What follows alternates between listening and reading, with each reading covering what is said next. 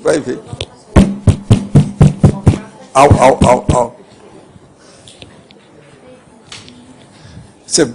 Quem é que vai? Você que vai começar? Faz favor.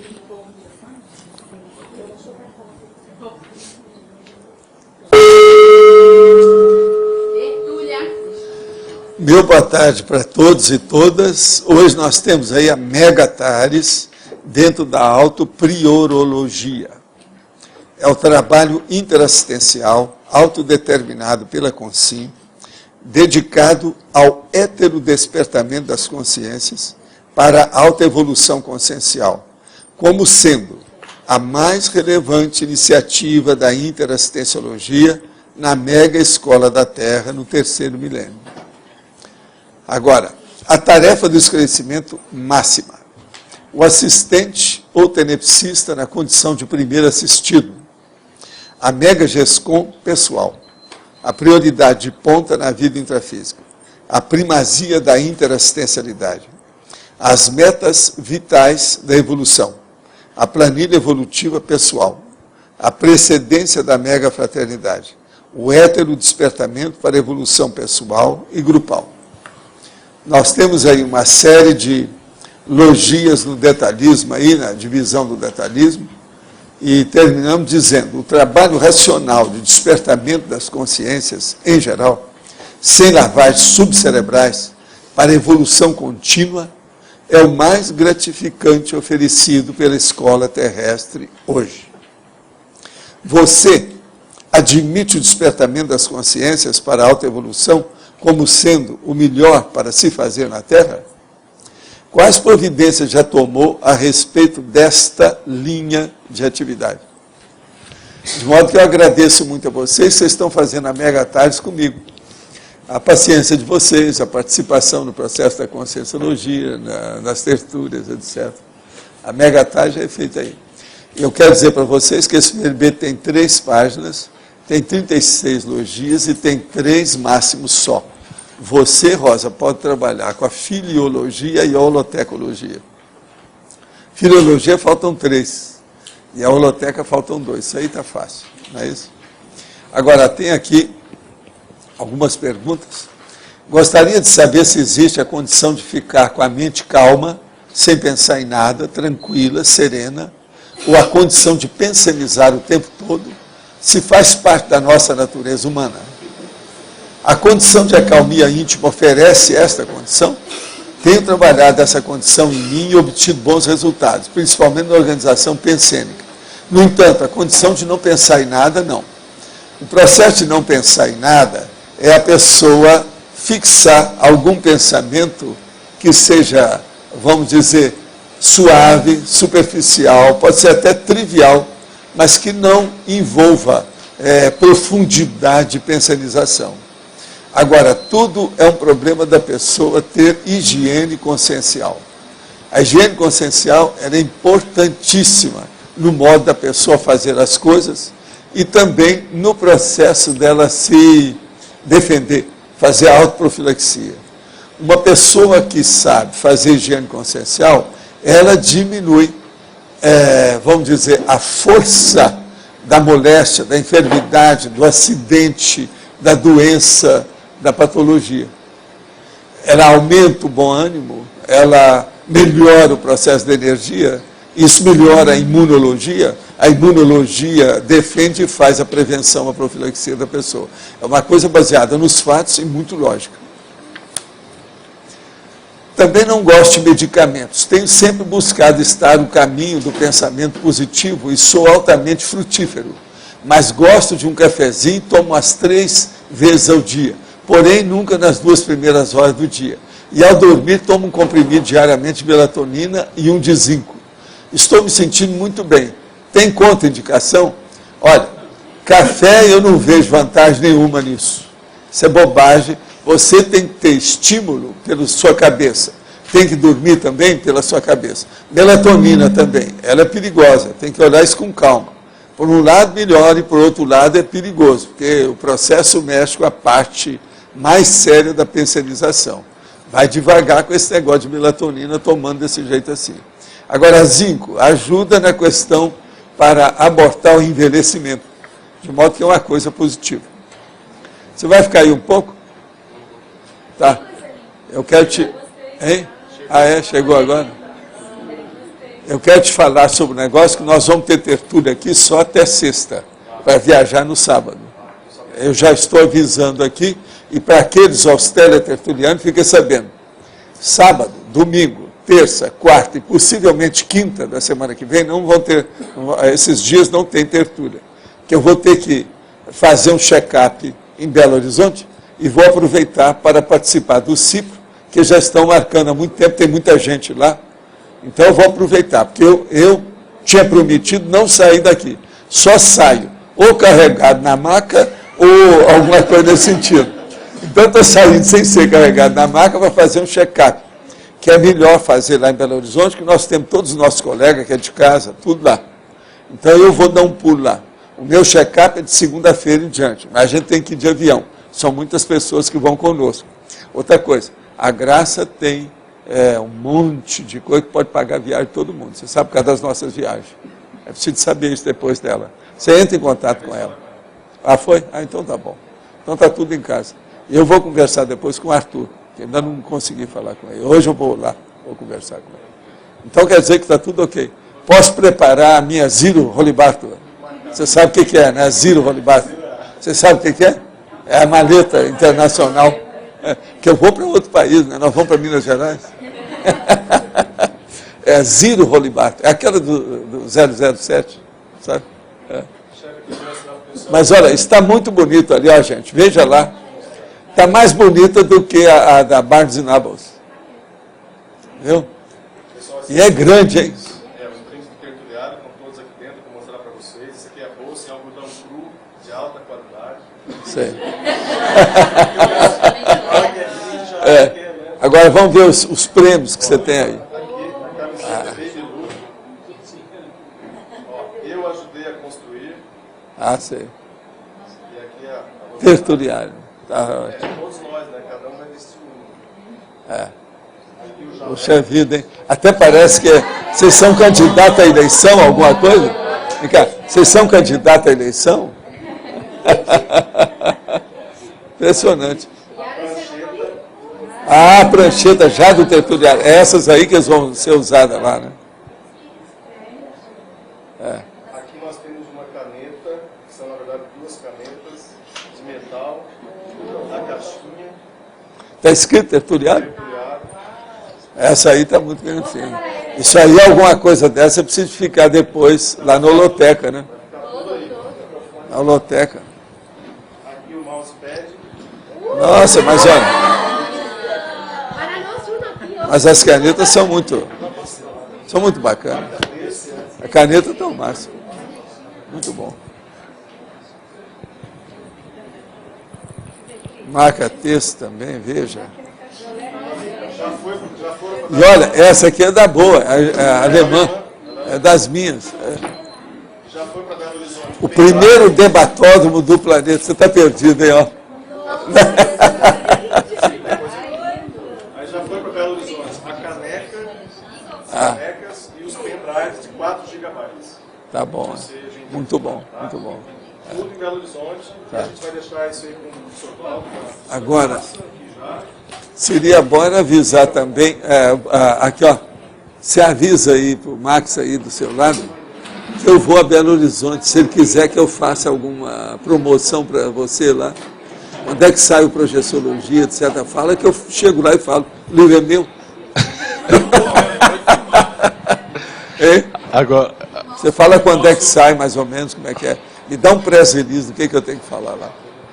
Agora, gente... então, assim, pessoal, não só isso, a gente vai estar vendendo lá no Cipro, tá? Mas os preços, assim, o jaleco é R$70, a caneca vai ser Agora, 25. Todos os médicos vão participar, então, do CIPRO, é isso? Vamos fazer um check-up no CIPRO. Com o pessoal lá, né? Gente, obrigado, tá? À disposição. Obrigado. Agora, ó, mais uma pergunta que está aqui, é o seguinte.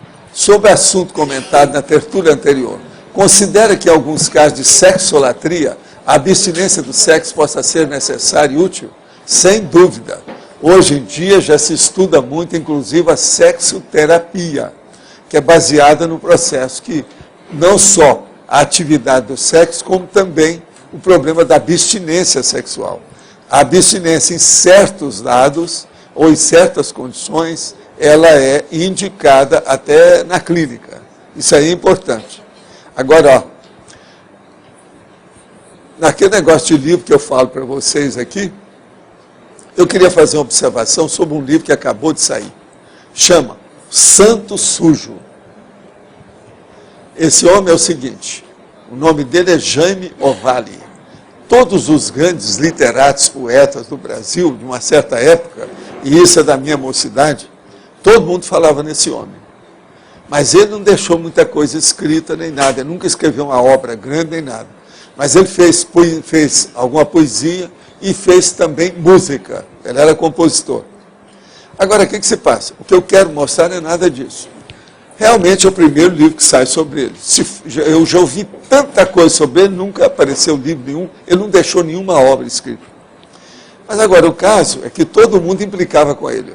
Para vocês terem uma ideia, o Carlos Drummond de Andrade falava nele, Manuel Bandeira fez música com ele, entende? Manuel Bandeira é uma pessoa que eu conheci. Agora, veja, tem um monte desse... O Carlos Drummond de Andrade também eu conheci, pessoalmente. Tem um monte desses caras. Todos eles conheceram esse Jaime Ovalle e falavam que ele era um cara diferente. Agora, o que se passa? O nosso amigo Humberto Werneck, que é um grande cara, fez um livro até muito bonito, uma coisa nova, porque não tem nada.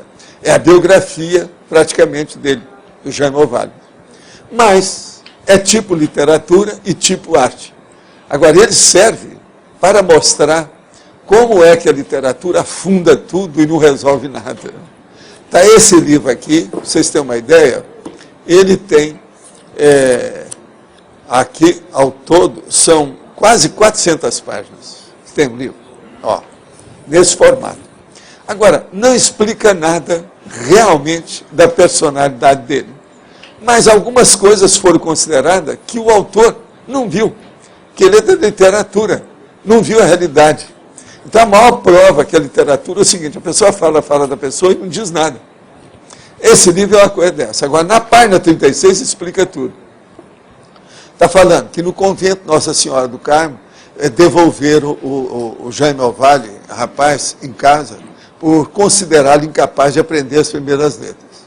O Jaime Ovalle teve uma formação deficiente, a caligrafia era áspera, os garranchos crispados só a custos decifráveis.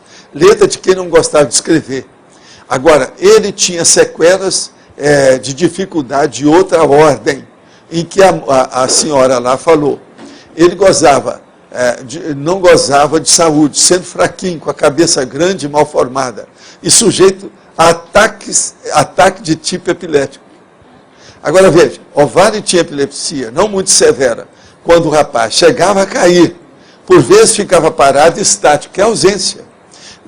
Sem saber que estava doente ou tendo visões, pensava que estava vendo coisa. Um dos apelidos que eles deram aqui era que ele era doido. Agora veja, isso explica tudo, porque quem é que ele não entende nada de medicina, nem de pessoa, nem de consciência, nem de personalidade, nem de psicologia. Está aí o livro inteiro, isso aqui é a parte mais importante do livro, ele não viu o que é. Vocês estão entendendo, não? O que eu falo sobre literatura e a situação como é que é? Agora, isso é uma prova. Eu queria saber para ver o que é. Foi um curso até que descobri aqui. Isso explica tudo. Ele era um cara que nunca foi normal mesmo, porque a epilepsia dele, tudo indica que ele tinha gram mal e tinha petit mal. Petit mal é esse processo da ausência, que ele ficava estático, parado. Vai ser uma coisa cai do pé. Agora, ele nessa idade, ele não consertou as coisas, porque... Outra coisa, ele usava o monóculo, precisa de ver porque o monóculo, isso aí pode ter tido relação também com o processo da epilepsia. Agora, é um livro para a gente ver as bobagens que tem na literatura. Agora, quem quiser ver a vida do homem, é uma beleza para examinar o que é, a situação toda, como é que é. Mas dá pena a gente ver a ignorância do ponto de vista das personalidades, quando se fala apenas com o problema da arte, e o processo da literatura. Olha, isso aí é uma prova, cabal. Nunca escreveu, não, por que é que não fez uma análise disso, circunstanciada? Por que é que não explicou que isso que ele tem assim, é sequela do processo de epilepsia, que o cara nunca chegou? Tudo explica, com a página 36, explica as 400 páginas dele, que ele não teve ideia, nem chegou. Não explica nada, só exalta a pessoa, mostra as bobagens dela, mostra as coisas bonitas, mostra o lado da coisa, mas não mostra a razão, não dá etiologia, não mostra a causa, não dá nada. Vocês estão entendendo, né, o que eu quero dizer com isso? O que é o processo de literatura? Agora, isso aí é uma prova cabal. Eu já vi isso dezenas de vezes. Agora, aqui outra pergunta. Tenho 16 anos, já comprei meu notebook, onde faço as minhas anotações e criei várias pastas para minhas pesquisas. Estou lendo projeciologia e o conscienciograma. Estou preocupada com a minha evolução conscienciológica e quero fazer a TENEPS. Sou uma pessoa determinada e gostaria que o senhor me esclarecesse de uma maneira geral de como fazer a TENEPS. Isso é muito importante para mim. A primeira coisa é arranjar o manual da TENEPS e você vê lá o que tem. Agora, só começar a fazer a TENEPS, a hora que você admitir todas as exigências indicadas no manual da TENEPS e você não ter mais nada para fazer na vida. Enquanto você tiver alguma coisa pendente ou uma pendência para resolver, não deve começar a fazer TENEPS, porque TENEPS é um assunto que não tem divórcio, é mais sério que casamento, é para o resto da vida. E a pessoa deve começar para ir até o resto da vida. Então isso é muito importante. Agora, leia primeiro o manual da TENEPS. Podemos vivenciar a Primener sem perceber seus efeitos? Como detectá-los? Quais as implicações em nossa evolução? Olha, tem gente que às vezes tem a Primener e não sabe. A pessoa fica tão excitada que não dá para fazer um autodiagnóstico. Ela não percebe a situação dela. Ela está só excitada. Ela nem sabe que está excitada daquele modo. Então isso tudo pode ocorrer. Mas agora, por exemplo, Primener, uma primavera energética correta, é aquela que a pessoa distingue, diagnostica, identifica a condição da primavera energética e tira partido disso. Então, é diferente. Agora, uma pessoa ficar com euforia, isso às vezes acontece e a pessoa não percebe nada. Parece, às vezes, uma Primener. Às vezes, pode até ser. Mas a pessoa tem que identificar isso para a gente saber. Se ela não identificou, é porque entrou aqui, saiu aqui, não adiantou nada. Poderia citar algumas atitudes pessoais que favoreçam receber esclarecimentos ou despertamento da consciência vindas de consciência ou amparadores? Escuta, isso aqui é o mundo, né?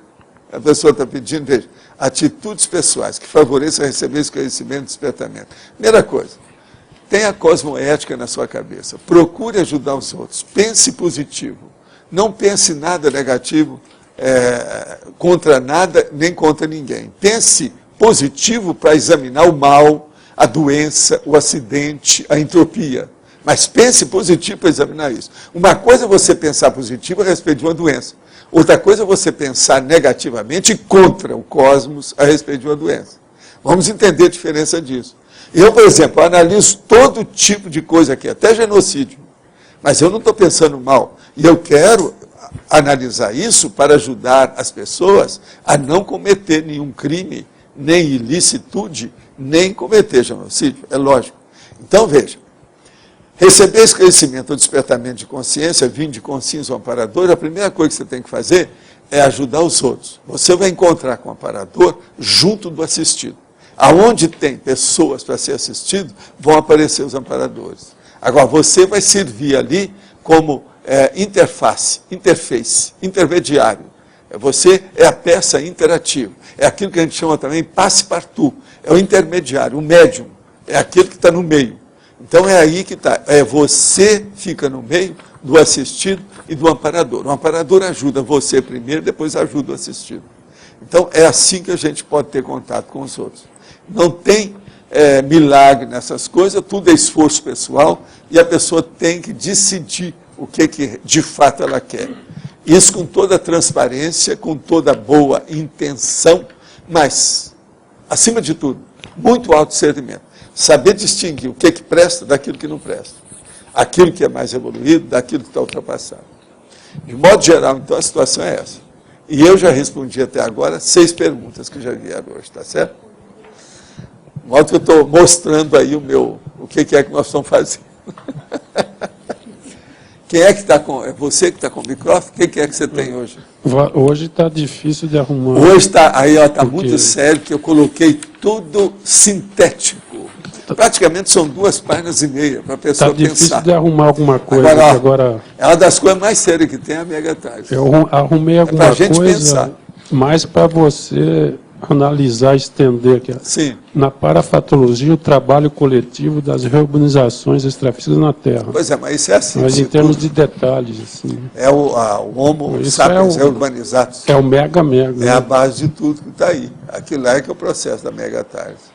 Agora, eu acho, por exemplo, aqui, na hora que nós estamos em conjunto fazendo a nossa Max ProEx aqui e trabalhando com o problema de esclarecimento diário através da tertúlia, até um certo ponto isso é uma Megatars.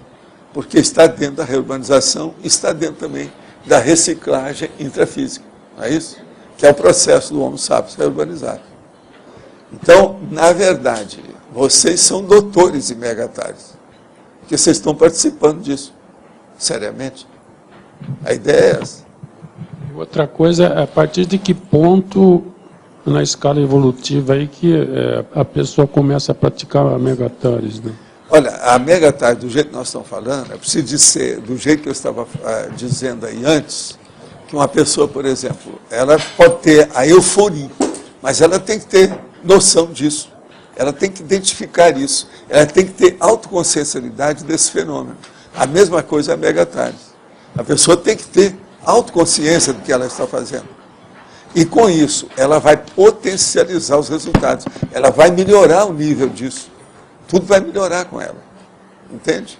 Então, é muito importante a autoconsciencialidade sobre o processo da interassistenciologia, que é o problema que caminha para a Megatars. TARS é tarefa do esclarecimento. Qual é a mega-tarefa do esclarecimento da Terra? É ajudar a evolução de todo mundo. É melhorar a qualidade de vida da humanidade. É transformar o hospital da Terra e colocar a escola na frente desse hospital. Esse é o caminho. A base é interassistência, né? É assistência, interassistencialidade. Pessoal, o senhor já comentou algumas vezes que, assim, que não existe mudança assim, de uma hora para outra, né? Grande, né? É o processo de mutação, a brusquidão. Mutação. Aqui, ó, a brusquidão evolutiva não existe.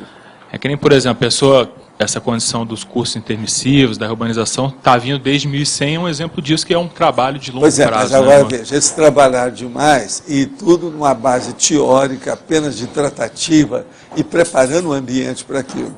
Mas a coisa só começou no século XIX.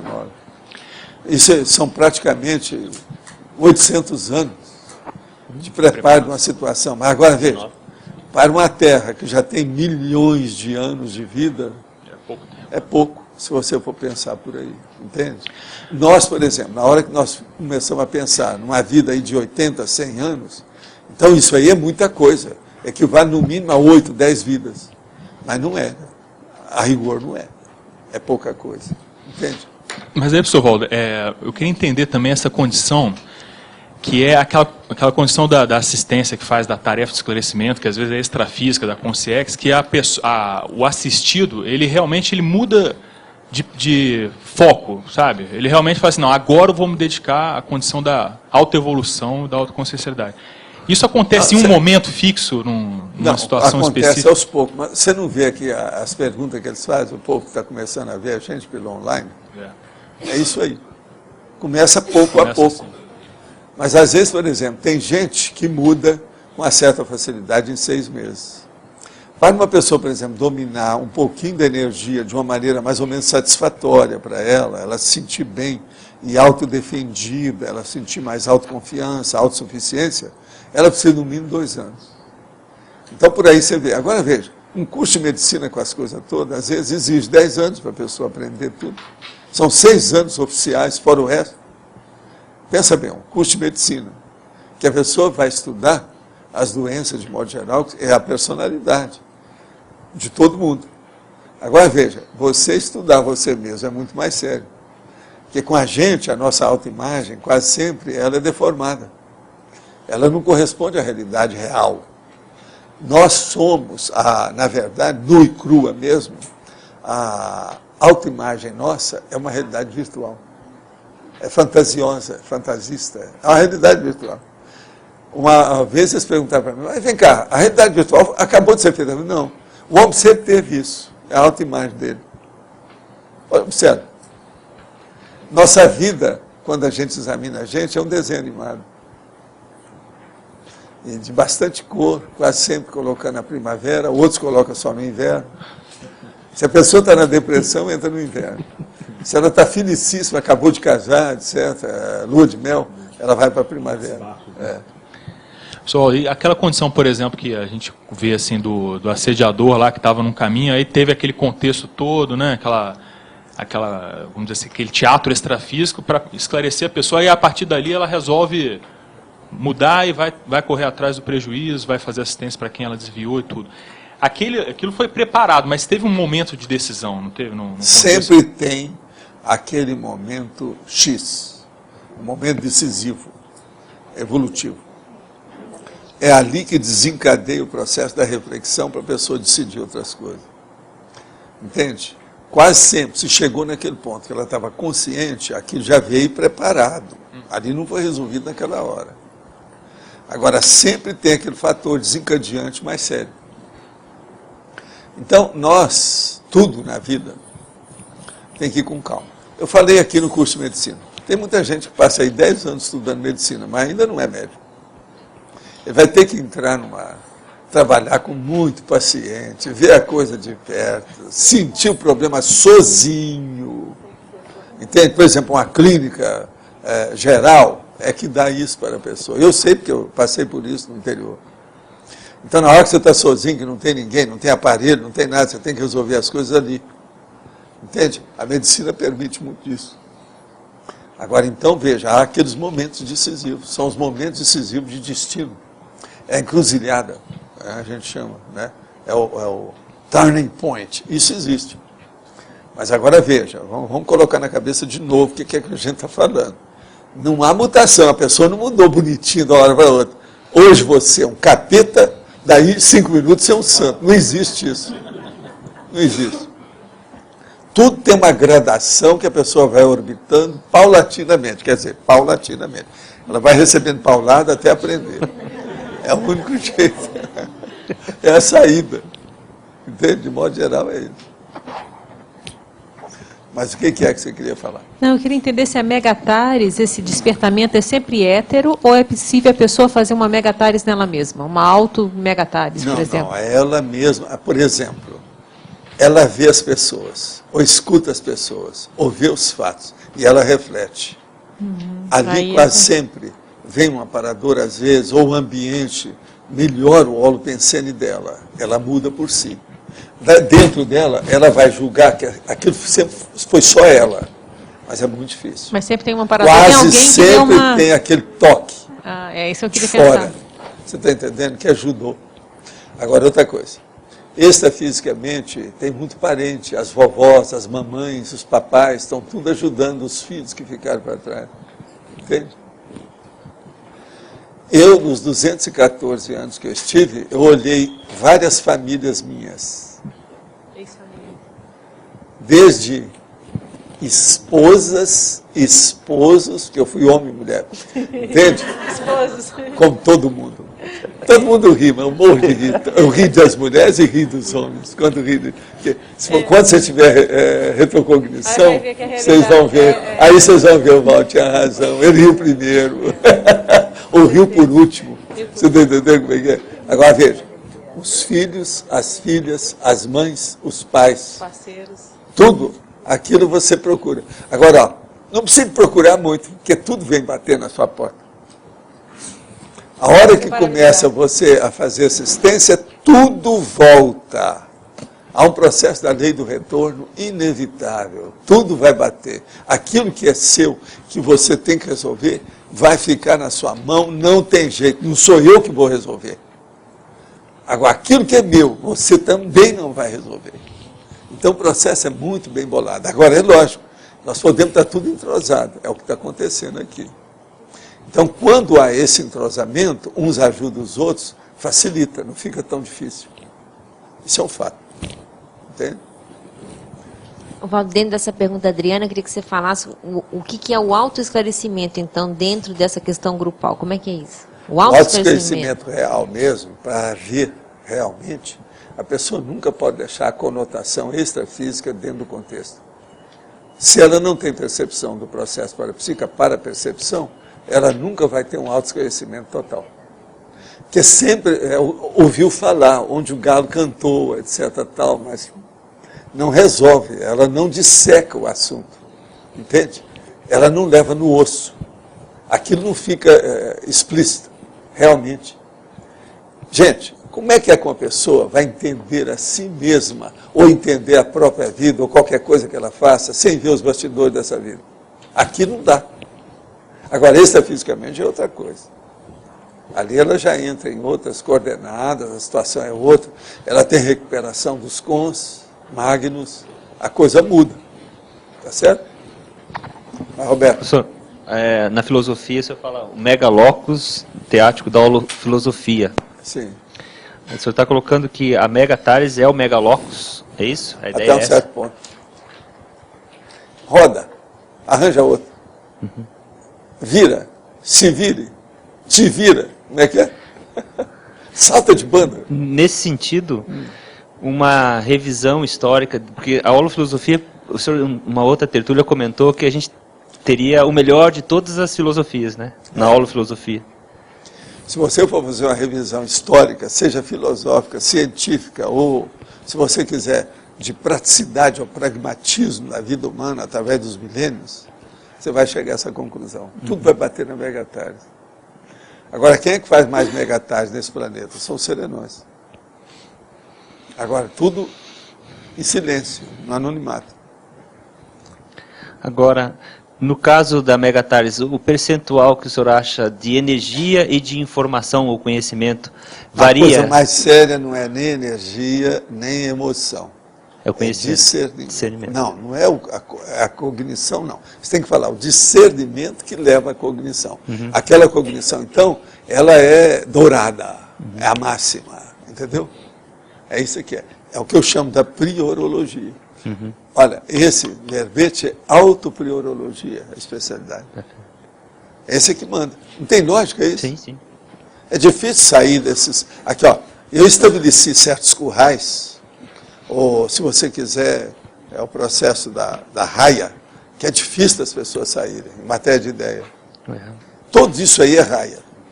Esse processo que eu falo, por exemplo, aí, especialidade, as variáveis, mini variáveis, tudo isso são raias. Uhum. É difícil a pessoa, igualzinho aquilo ali, ó. Esses itens, por exemplo, da escala evolutiva, o índice das faixas etárias, o processo da especialidade, são raias. Uhum. A pessoa está ali. É difícil escapar disso. Mas é o jeito para a gente entender, didaticamente é a saída. Uhum. Então nós estamos dentro do labirinto. Todas essas listagens todas é para a pessoa mostrar como é que ela sai do labirinto. Que ela está perdida. Mas a gente nunca sabe onde ela se perdeu no labirinto. Uhum. Então a gente mostra a porção que ela vai ver. Não, eu saio por aqui, eu saio por aqui. Por isso tem gente que chega aqui e que vem pelo princípio da descrença. Outro vem porque ouviu uma coisa que mexeu com o fato que aconteceu com ele, um fenômeno, ele vem. Uhum. O outro vem porque, não, aí tem algum processo de ideia que está me interessando. Entendeu?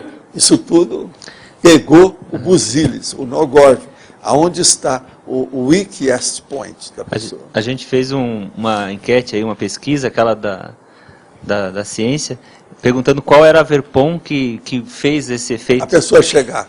E a gente viu isso aí. Cada um pegou num ponto. Pois é. Não, qual foi a Verpon Uma coisa muito engraçada é o seguinte, isso eu garanto para você. Se você fizer o levantamento aí de 100, o que vai predominar é processo pessoal egóico. Quase sempre emocional. Agora, a hora que chega, a pessoa bate com o nariz na porta. Porque chega aqui com o processo emocional e vê que tem que examinar tudo, que é fratura exposta, soco na cara, soco no queixo, impacto terapia, princípio da descrença. Aí muda tudo. Mas, ó, Muitos não aguentam, né? Foi por isso que a gente fez o ECP1 e o ECP2. No ECP1 é encruzilhada, é a hora que a pessoa vai ver se ela aguenta ou não aguenta. Vai continuar? É aquele negócio dos programas. Você vai continuar ou para por aqui? O ECP1 é isso. Agora, é o pré-requisito para o ECP2. Tudo nós fizemos de caso pensado. Tudo foi calculado. Tudo isso. Olha, deu certo até o momento, está dando certo. Hoje mesmo eu conversei sobre o ECP2 aí que eles andaram fazendo, lá no Nordeste, né? A toma do... que o Firmato foi lá e tal. Mas olha, tem mais uma pergunta aqui. Dado o restringimento intrafísico imposto às consciências de diferentes níveis evolutivos, seria correto afirmar que a megatarse intrafísica é mais séria que a megatarse extrafísica, uma vez que o acesso a consciências diversas é mais fácil e prolongada? O professor poderia aprofundar quais seriam as atividades extrafísicas que entrariam na categoria de megatarse extrafísica? Olha aqui. É difícil afirmar isso aí, até que a hipótese pode ser muito lógica e muito séria, e pode ser mesmo. Mas é difícil afirmar. Por quê? Tudo depende do nível de lucidez das pessoas, né? Quem está fazendo a megatarse e quem está recebendo assistência. Isso varia. Por exemplo, para contrapor essa hipótese dele, vamos supor que é um serenão consciex que esteja fazendo a megatarse. Ele ganha do outro. Por quê? Então, baseado, agora para clarear o negócio e dizer que a hipótese não vai, eu vou apresentar por quê. Uma pessoa, agora estou falando aí para você, que perguntou, uma pessoa que está se manifestando pelo psicossoma, uma consciência, quer dizer, se manifestando pelo psicossoma, principalmente se ela é consciex, ela tem mais jogo de cintura, desenvoltura, desimpedimento, performance, desempenho, melhor do que outra que está se manifestando pelo soma. Então, aquela manifestação pelo psicossoma pode atender maior número de consciências, nesse caso, conscis e consciex. Então, conclusão, que a gente pode chegar. O ideal mesmo é a megatarse a partir da extrafisicalidade. Agora veja, nós não temos chance disso, porque quando a gente vai, a maioria dessas vidas nossas anteriores, a gente estava na parabaratosfera, ou na baratosfera, ou na semibaratosfera, ou próxima baratosfera, ou qualquer coisa nesse sentido. Então agora que a gente tem um pouco mais de lucidez, é que a coisa vai começar a melhorar. Agora, quais são as atividades extrafísicas que entrariam na categoria de megatarse extrafísica? É tudo que tem que nós fazemos aqui, você pode fazer melhor lá, do ponto de vista da evolução e da cosmoética. Tudo que nós fazemos aqui pode ser feito melhor lá. Estou repetindo. A partir da cosmoética e da evolução. Então, vamos pensar. E aqui, o que é que pode ser feito? Uma das coisas mais sérias que tem aqui, das coisas que a gente nota, é o FIEX. Pense megatarse e o FIEX, as relações que uma pessoa humana pode ter nisso. Não adianta nada a pessoa chegar aqui e você ver, não, ele aí é desperto, ou ela é um desperto, é um ser desperto, se não tem assistência. Entendeu? Então isso é importante. Poderia dizer que o curso intermissivo é um complexo aí de megatares. Porque uma vez você falou que quando a gente passou pelo curso intermissivo, a gente saiu com um paracérebro diferente. Foi. Então não poderia ser... Não, houve ali uma alteração visceral, né? O curso intermissivo, eu já falei aqui, então não é megatarse? É uma cirurgia evolutiva. Não é ambulatório, não é tratamento de receituário. Outra coisa, não é isso que eu vou fazer, que é um check-up, não. A coisa mais séria é cirurgia. Cortou tudo. Tirou as excrescências. Quando a pessoa quer, né? Porque tem alguns que não aguentam, né? Nem faz isso. Mas a maioria aqui, vocês todos passaram por isso. Pessoa. De modo que vocês são pós-operados. Está entendendo? Evolutivamente. Roberto, tem lógica isso? Mas fala. Você falou que é cirúrgico, né? Que não tem nada ambulatorial. Então, é isso que o senhor falou. A pessoa tem que estar lúcida mesmo, que ela está ali querendo eliminar as mazelas de maneira rápida. Gente, uma pessoa que não tem lucidez, chega 5 serenões perto dela, trabalha com ela, não percebe que é serenão. É o mesmo... Então, para serenão, as pessoas sem lucidez, ele não precisa nem de esconder o anonimato dele, porque elas não sabem. Mas assim... Agora, para vocês, não. Você já começa a dar trabalho para o serenão ser anônimo. Mas olha só... Vocês estão entendendo? Analogia que eu queria fazer, né? O senhor falou que muitos de nós, né, que são todos, foram pensados lá de determinados grupos da baratrosfera e foram levados para o curso intermissivo. Quando a gente saiu daquela condição da baratrosfera para ir já para o curso intermissivo, tem um gap aí. Você não vai sair da baratrosfera assim, lúcido, pronto para entrar no curso intermissivo. Não, mas tem uma assistência. Mas, por exemplo, isso aí é do trabalho que a gente fazia. Chega lá e faz um para-arco voltaico no cara. Como que é nessa transição? Ele já começa a melhorar e você já encaminha o encaminhamento. Ele vai para um lugar onde ele descansa, um jardim, onde ele pode pensar melhor, onde não tem energia gravitante braba. Ele melhora rapidinho. Isso aí não, ele recupera. Agora, a recuperação íntima é só dele. Tem muitos que clefam, dão para trás, abortam, não dá certo. E essa maior é feita no curso intermissivo. Tem uma pré antes. Isso aí é o exame de admissão. Tá. O período da admissão. O vestibular. Tá. Exame de admissão. É exame de admissão do jeito que existia aqui nos ginásios antigamente. Como que acontece assim? A pessoa ela é pensada lá da baratrosfera para ser levada para o curso intermissivo. Então ela vai estar convalescente, né, ainda dessa saída. E tem uma coisa que você esqueceu. E se ela não reage? E se ela não melhora? Então, mas se ela não reage? Se ela não reage nesse período preparatório? Do jeito que é feito, não tem saída. Ela é muito espicaçada pela própria realidade. Ninguém chateia ela. Ela que se chateia. O processo todo é de autoconscientização. Agora, o problema de esclarecimento mais sério é que aquele encaminhamento é de entende? Exame, autoanálise violenta. Isso aí melhora. Agora, a coisa que você esqueceu aí, que eu quero voltar o meu dedão do seu nariz, são as companhias. Você esqueceu do grupo. Geralmente, cada um de vocês saiu como sendo o melhor que estava lá naquele grupo. Então, vocês têm um rabo danado atrás. Cadê a rabeira? Cadê a farândula? Cadê a caterva? Cadê a manada? Vocês eram de uma manada, foram extraídos lá, pinçados da manada. Agora, cadê o resto? Cadê os elementos da manada? Vocês estão entendendo? É a turma evolutiva. Então, veja, são esses que tem a família nuclear, a coisa toda, os amigos profissionais, a turma que vem e tal, círculo social. Outra coisa, os seus pacientes, lá, doutor, lá atrás de você. Você sabe que tem um doutor atrás de você. Seus pacientes. É isso. Entendeu? Agora, veja. Você, então, atende um monte. Aí você pensou que você atendeu tudo, que nada, está só começando. 10%. Ainda tem muita gente atrás. Pode coçar a cabeça. Está coçando a cabeça. Mas interessante, professor, que essa turma, vamos pegar o exemplo do grupo familiar, né? Estava lá do grupo, ela veio antes. Não, eles são encaminhados às vezes, e às vezes também você... O pai e mãe vieram antes. Aquilo acertou a situação. Olha, vamos aproveitar que momento é esse. Agora, tem outra coisa também que você esqueceu. Você pensa que você foi para o curso intermissivo, depois você apareceu aqui logo? Na outra semana?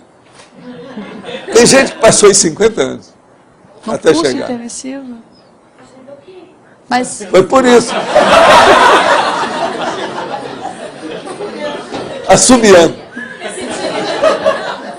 Professor, mas isso tem relação com o momento que ou você estava lá acertando as coisas, realmente tinha coisas sérias para acertar, ou porque você estava participando de algum momento de assistência. Escuta, a maior prova que eu estava lá são vocês. Ninguém faz essas coisas que eu faço aqui sem ter trabalhado antes. Senão eu já teria dado algum quiprocó. Por que as coisas se abrem para mim? Porque eu trabalhei antes. Uma outra coisa, como sempre, eu chego primeiro. Tive que esperar 2 gerações. É sempre assim. Então, é tudo de caso pensado. Agora, não fica pensando que eu sou o único e que eu sou bom nisso. Não sou, não. Não, até porque a gente... O reurbanizador demorou quase 900 anos para fazer os negócios dele. A vida dele de 30 e poucos. Eu acho que ele teve entre 32 e meio por aí da idade dele, pelo meu cálculo. Agora, demorou quase 900 anos para preparar essa vida. Ele sabia que viria. E num corpo todo estrangulado. Pense nisso. Mas é interessante porque também as coisas se abriram para a gente está aqui hoje. Não, e eu cheguei também com a corda toda para falar tudo que eu posso, né? A corda toda para mim, quer dizer, dentro do meu nível. Eu abro o jogo com vocês. Isso nunca aconteceu antes. Jamais um serenão chegou em algum lugar e falou do jeito que eu falo. E eu não sou serenão. Agora, você pensou o dia que nós estivemos aptos para receber um serenão aqui? Como é que não vai ser? Ou nessa vida ou noutra. Esse aqui eu quero ver. Eu devo estar aí. Vou sair lá do fim do mundo. Se eu estiver na China, eu apareço aí. Para ver esse negócio. Não, vai ser na esquina tal, às tantas horas. Vão dar chopp. Vamos ver, né? Lá nessa ocasião, não. Eles vão oferecer aí um coquetel só de produtos naturais. Tal. Sem nada. Professor Valdo, antes do período dos 214 anos, o senhor teve algum outro período de permissivo mais longo? Não, desse tamanho não. Não? Esse aí é o maior, bateu o meu Foi o recorde. maior, então. Até que tinha coisas que era para ser feito, mas não dava. E outra coisa, o meu era para ser um pouco mais. Mas eu tive que fazer esse negócio lá na Espanha. Tá. Aquela... E eu já tinha feito essas coisas de Unipraia. mini Proex, mini existência, antes, há muito tempo. Entende? Que é o que a monja fez lá, etc., naquele caso ali. Mas Tá só mostrando? Mas só assim para eu entender, teve o 214 que foi o maior. O segundo maior teria sido mais ou menos quanto tempo que o senhor passou no extrafísico? Não, isso eu tive, coisa assim de 50, 60 anos eu tive, mais de uma vez. Entende? Eu sei disso. Por isso que é difícil querer me localizar como pessoa humana, porque há lacunas. O senhor passou bastante tempo no extrafísico, então? Não, não é que eu passei, não é assim. Não? Isso depende do período. Tá. Entendeu? Tem muita coisa assim. Porque lá pelas tantas você atende ao prioritário. E esse prioritário nem sempre é você que sabe. Aquilo já vem indicado. E você segue aquilo que falam. Porque você admite, você atende, você não é boba.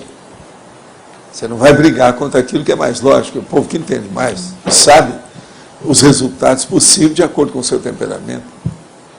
Então, tudo é temperado com o temperamento da pessoa. Vê se me entende. E não é só a pessoa que decide isso. Quanto mais ela evolui, menos ela decide. Isso é que é o paradoxo da evolução. É bom vocês anotarem isso. Eu já falei isso aqui antes. Mas o que é? Valdo, no caso, esses 50 anos entre o curso intermissivo e a primeira ressoma poderiam ser considerados como positivo ou como negativo, no caso, a pessoa não tem? Olha, o problema de perdurar a duração de uma pessoa na intermissão não interessa nada. A duração é secundária. Interessa o seguinte, qual a qualidade disso? Uma intermissão de 5 anos pode ser superior a outra de 500 anos. Se 500 anos a pessoa estava lá e era um vegetal, não adianta nada. Agora, com 5 anos, ela está super lúcida, fez uma opção de coisa, vale muito mais. Então, o processo é de lucidez. A mesma coisa aqui na Terra, não adianta nada. Uma pessoa que teve 100 anos, os últimos 30 anos, ela está com Alzheimer, o que adiantou? Mas em linhas... Isso ela está vegetando, isso não resolve. Mas, Valdo, em linhas gerais, esses 50 anos da gente aqui foi por falta de preparação para a ressoma, foi perda de tempo, ou a gente aproveitou para fazer alguma coisa assistencial? Quase sempre a pessoa estava se preparando mais, porque tinha muito enguiço, como dizia antigamente, muita engresia. Entende? Você já viu falar essa palavra, né? Engresia. Engresia até um certo ponto é o tipo de estresse, a tensão, é a coisa difícil, a entropia, tudo é isso. Então, são conflitos que precisaram ser resolvidos. Então, você fica atendendo um, atende outro, porque a hora que você viu aquilo, a extensão da coisa, Agora, tudo que tem nessas vidas anteriores, que vocês lembrarem, tudo vai ter que ser resolvido. Mas, então, a hora que você tiver algumas retrocognições, não pode ter muitas. Senão, você desespera. É muita coisa que tem para ser feita. E não adianta fugir. E essas coisas também não são gratuitas, não são fáceis, não são de lambuja, não são de bobs. Você está entendendo? Elas têm um preço. Mas, Valdo, no caso dos 50 anos, aconteciam após o curso intermissivo. Então, a gente... Não é após. Isso faz parte do curso intermissivo. Eu entendi. Tem gente que fez um curso intermissivo aqui de 1 ano. Outras fizeram de 50 anos. Por que não? Até ela chegar a entender tudo o que era um senhor problema. Que você falou... Eu conheço gente que já quis fazer curso superior, só foi fazer os 58 anos. Agora passou mais de 40 querendo fazer curso. E não fez. Mas não existe... Está empurrando com a barriga, um milhão de coisas. Extrafisicamente isso acontece. Devido ao problema do povo. Mas a turma que está atrás, a farândula, a tropa, foi deixada para trás. Mas existia o caso, por exemplo, da pessoa fazer um curso intermissivo, ela acabar o curso intermissivo, ela ter que passar um período no Pombal, por exemplo, e de aí ela resolve. Não, ela já está lá. Você ainda não entendeu. Mas o curso intermissivo acontecia dentro do Pombal? Você era lá um cavalo. Eles te laçaram, te pegaram. Então era chucro selvagem. E levaram para um local. Às vezes não dava para levar para o Pombal. Então levaram para o sub-Pombal. Ali foi para um segundo, foi para um terceiro. Lá pelas tantas, passar a temporada, você vai para o outro. Aí você já está mais convicta, mais correta, mais lógica, mais racional, mais tranquila, para entender as coisas. Tranquila, presta atenção, tranquila. Nada que ver comigo. Mais séria que tem. Então agora veja. Até chegar naquele ponto, então, que você começa a preparar para ver a vida que vai ser. Não, a sua vida. Então tem que esperar alguém que vai, o outro que vem, como é, de que modo que vai ser, as hipóteses, a possibilidade. Aí eles vão te encaixar nos grupos. Grupelhos, grupúsculos e grupinhos da evolução. Vamos dizer, grupos da grupo carmalidade. Então ali a pessoa vai ver onde é que ela encaixa. Agora veja, a maioria de vocês, uns demoraram 5, outros 10, outros 20, outros 50. Agora todos eles se encaixaram. No fim conseguiram colocar a turma dentro do curral para aparecer no curralão grande, que é o nosso atual. Pai, então é aí que a pessoa ia para o curso intermissivo? Ela está no curso intermissivo. Mas o curso intermissivo ele é teórico e é prático, ele tem que ser vivenciado. Por exemplo, eu posso falar que o meu curso intermissivo começou no ano 1100. Pensa nisso. E que você falou assim, Valdo, que eu não estou entendendo. Lá para aquela data que eu falei aqui, 1683, eu já tinha noção, já bem avançada disso. Tá certo? A hora que eu dessomei. Na segunda dessoma, em 83, entendeu? Mas Valdo... 1683. Não, 51 é uma coisa, 83 é outra. Quando é que eu dessomei? Foi 1683. Aí passaram nos 214. Eu tenho uma leve alteração nisso aí, porque aconteceu uma opção de coisa que eu não tenho certeza absoluta. Por causa do processo de calendário gregoriano, para mim, o que eu vejo é o processo extrafísico, o que aconteceu. Entendeu? Eu marco uma opção de coisa por aí. Isso eu aprendi com o nosso amigo, meu maior amigo. Não sou besta. Entende? Já que, aqui, ó, vamos estudar? Qual que é a linguagem da ciência hoje? Não é mais do latim, é inglês. Então vamos dominar o inglês. É a mesma coisa aí. Vamos estudar? O que interessa? Qual que é a acronêmica real? Não, é a paracronêmica. Então, para que eu estou com essa? Então, aqui eu falo nessa, mas não é essa que eu sigo. Mas também não sei. Não, eu vou esperar ver se eu consigo entender mais na frente, então. Aqui a frase. O senhor já falou aqui várias vezes que essa possivelmente é a primeira vida que a gente está vindo mais lúcido, né? Depois do curso... Esse nível de lucidez. Depois do curso intermissivo. Por exemplo, vocês nunca tiveram uma vida que você passou 3 anos pensando em consciência do jeito que está aqui. Você tem mais de 3 anos. Tem. Aí eu queria entender o seguinte paradoxo, né? Então vamos supor, né? Realmente essa é a primeira vida com mais lucidez depois do primeiro curso intermissivo. Não, aqui você tinha até lucidez artística, lucidez artesanal, lucidez musical, lucidez de bailarina. Isso resolve? Mas a minha questão é a seguinte, em relação... Não, isso resolve? A minha pergunta chata é essa. É essa? Que lucidez besta é essa? Se a gente sabe que hoje, quanto menos conflituosidade a gente tiver, a gente vai atingir mais rápido o processo assistencial de alto nível e assim se aproximar da desperticidade, como que fica aquele momento que a gente precisa dos conflitos, das crises de crescimento diários? Você sempre vai precisar. Então, mas... Para mim, até serenão é capaz de ter a crise de crescimento mas dele. o senhor mesmo já disse que, por exemplo... Na hora que ele tem que priorizar certas coisas e fazer, que não depende dele. Mas da crise de crescimento vem aquilo que eu te falei, as companhias. Mas eu queria entender que, por exemplo, o senhor já disse que, por exemplo, hoje o senhor já não tem mais isso, não tem nada que gere conflito. Certos conflitos grandões, triviais, que eu tinha há muito tempo, eu não tenho mais. Quem viver comigo, eu acho que sabe disso. Então, pergunta para os outros, vocês não devem olhar isso para mim. Olha quem me conhece há muito tempo, vê como é que eu sou. Vê se eu não sou o Jaime Ovalle. Eu não tive epilepsia quando pequeno. Tá certo? Então hoje... Minha vida foi outra, é diferente da dele.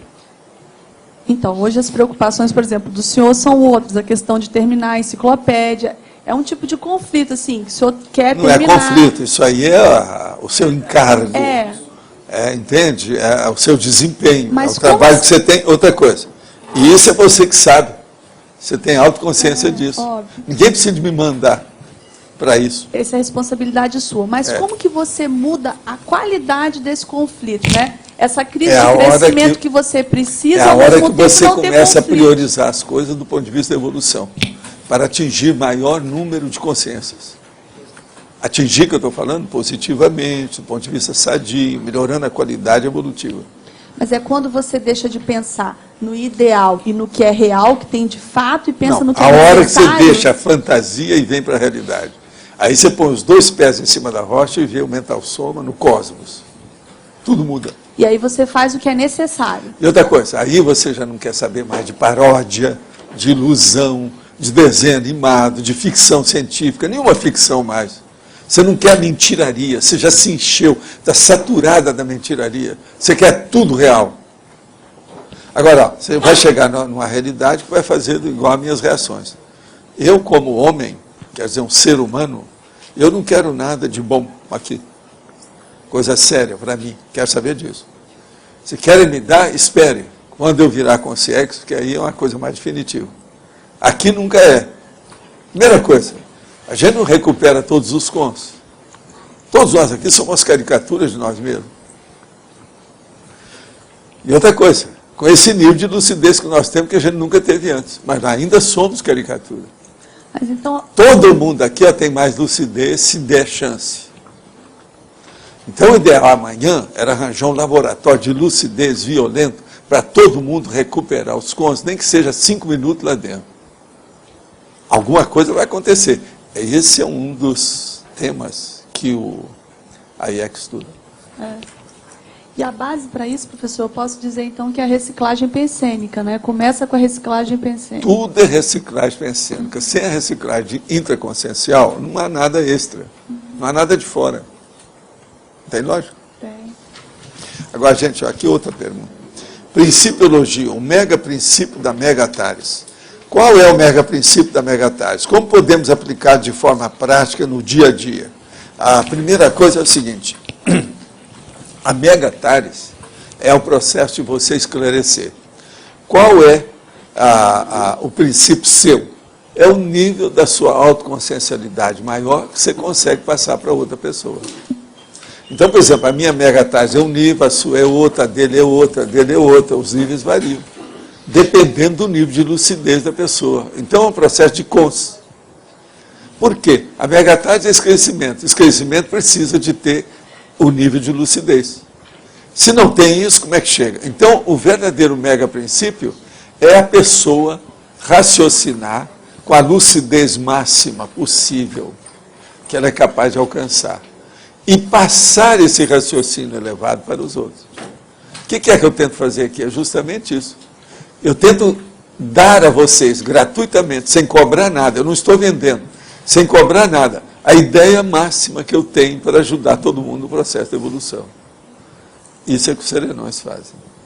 Agora, do ponto de vista prático, é melhorar o desempenho no processo da comunicação, que é o que eu tenho feito. Faço uma força danada com isso.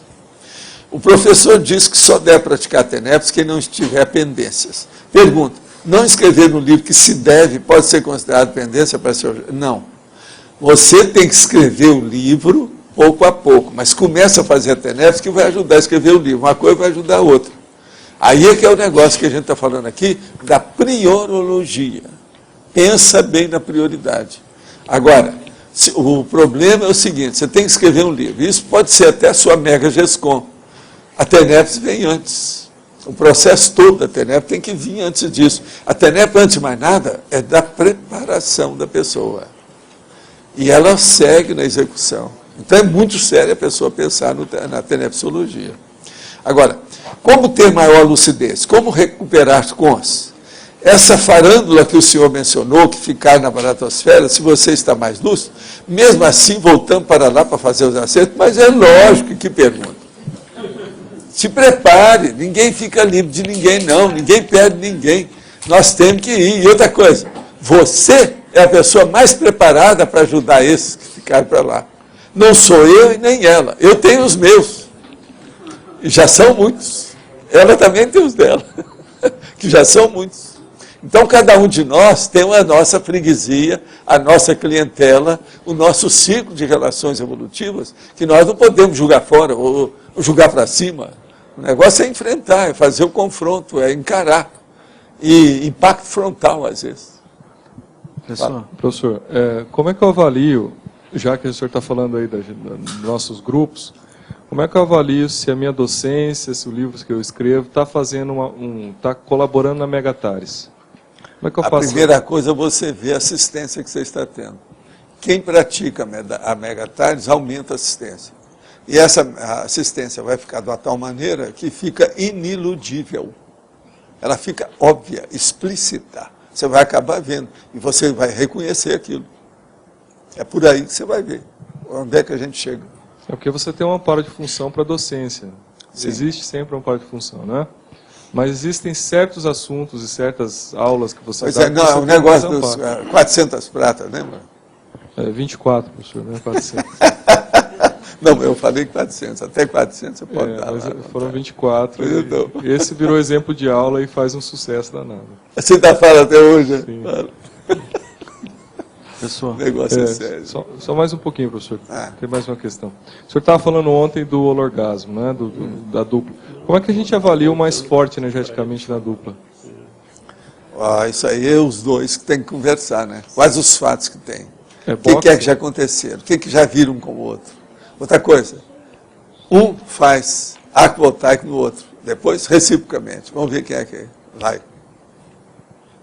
E outra coisa, faça o torneio energético. Você sabe qual que é o torneio? É o chamado desafio da energia. Agora, o nome não é esse, não. Como é que é aquele negócio que tinha? Duelo. Duelo energético. Esse aqui é o nome. Tem muita gente que faz alguma isso. técnica para fazer isso? Agora faz o duelo energético entre vocês dois, para ver quem pode. Quando estiver tudo em paz, um ambiente só vocês dois, uma lua de mel, a segunda, a terceira ou a 20ª, então você fica um lá com o outro e vê quem é que pode. Vamos ver a situação, como é que está.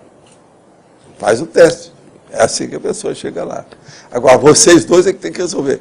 Quem sou eu para dar palpite nessas coisas? Eu queria entender como é que a gente mede isso, professor. Mas a medida é por aí. A medida é isso.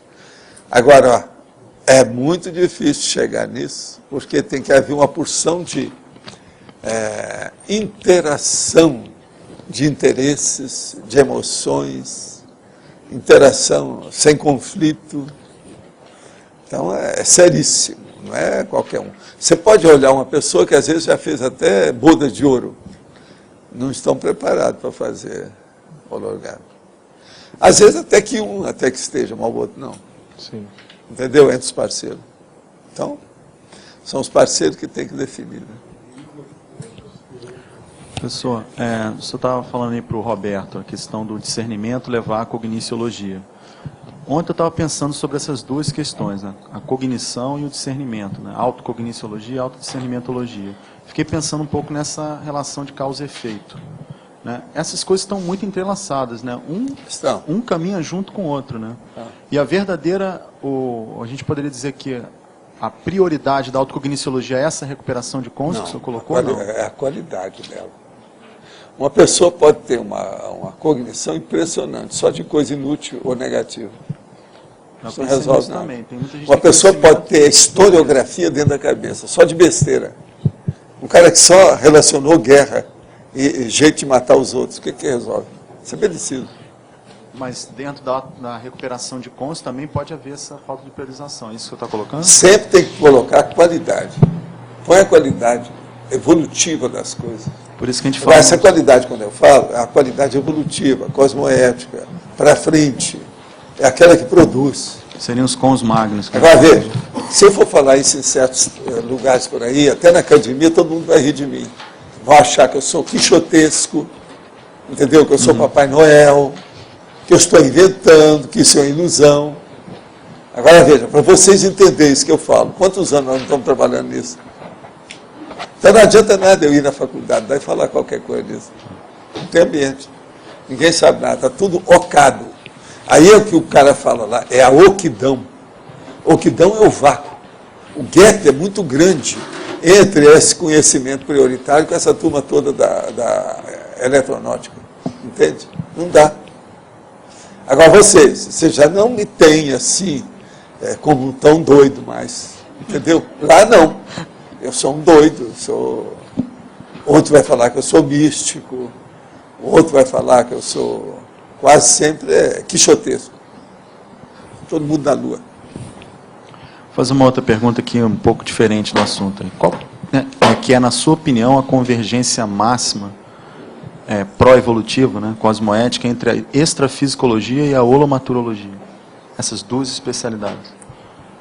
A coisa mais séria é a serenologia assistencial. É você ter equilíbrio para fazer uma assistência maior. É o que o serenão tem. Que é extrafísica. Agora veja, essa serenidade dele existe por causa da cogniciologia. Então há uma lucidez enorme, aware. Ele está muito esclarecido, muito esperto para a coisa. Muito alerta para a realidade, para a prioridade evolutiva. Essa cognição mais ampla que mantém ele nessa situação de pacificação íntima exacerbada. Agora veja, se nós formos pensar, todo mundo chega a essas coisas que eu falo aqui. Não tem saída. Não há outra saída. Não há outra alternativa, não há outra opção. Agora veja, por que nós não pensamos nisso em outras vidas? Está vendo como é que nós somos? Nós tropeçamos nas próprias pernas e caímos. Isso é que é o difícil.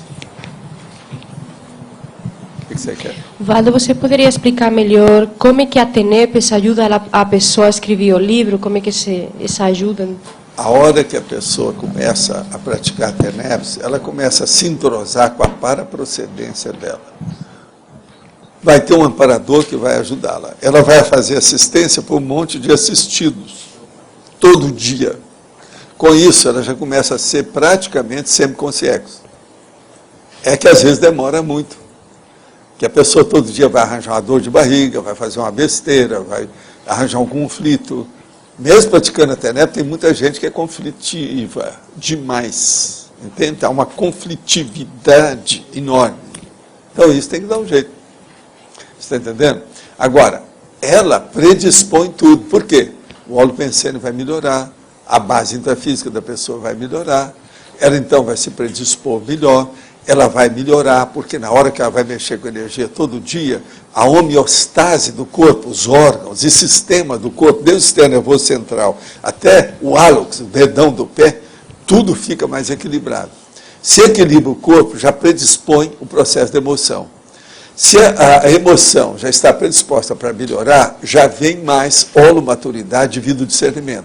A pessoa fica mais racional, ela fica mais lógica, ela tem uma retilinearidade, um modo de pensar, de pensionizar. Então, ela está preparada para escrever um livro, por exemplo, de alto nível, com equilíbrio, sem excesso, sem besteira. Você entendeu como é que uma coisa ajuda a outra? Então, a TENEPS, antes de mais nada, é ajuda ao tenepsista, ou a tenepsista, a mulher. Em primeiro lugar, é ela que é o primeiro assistido. Se a pessoa pensar nisso, tudo muda. Então, a coisa toda é o seguinte, para embicar tudo certo, para fazer o endereçamento correto da convergência, da confluência dos esforços de uma pessoa. EV, arco voltaico, base intrafísica, TENEPS, você está entendendo? Por aí a pessoa vai. Esse é o caminho.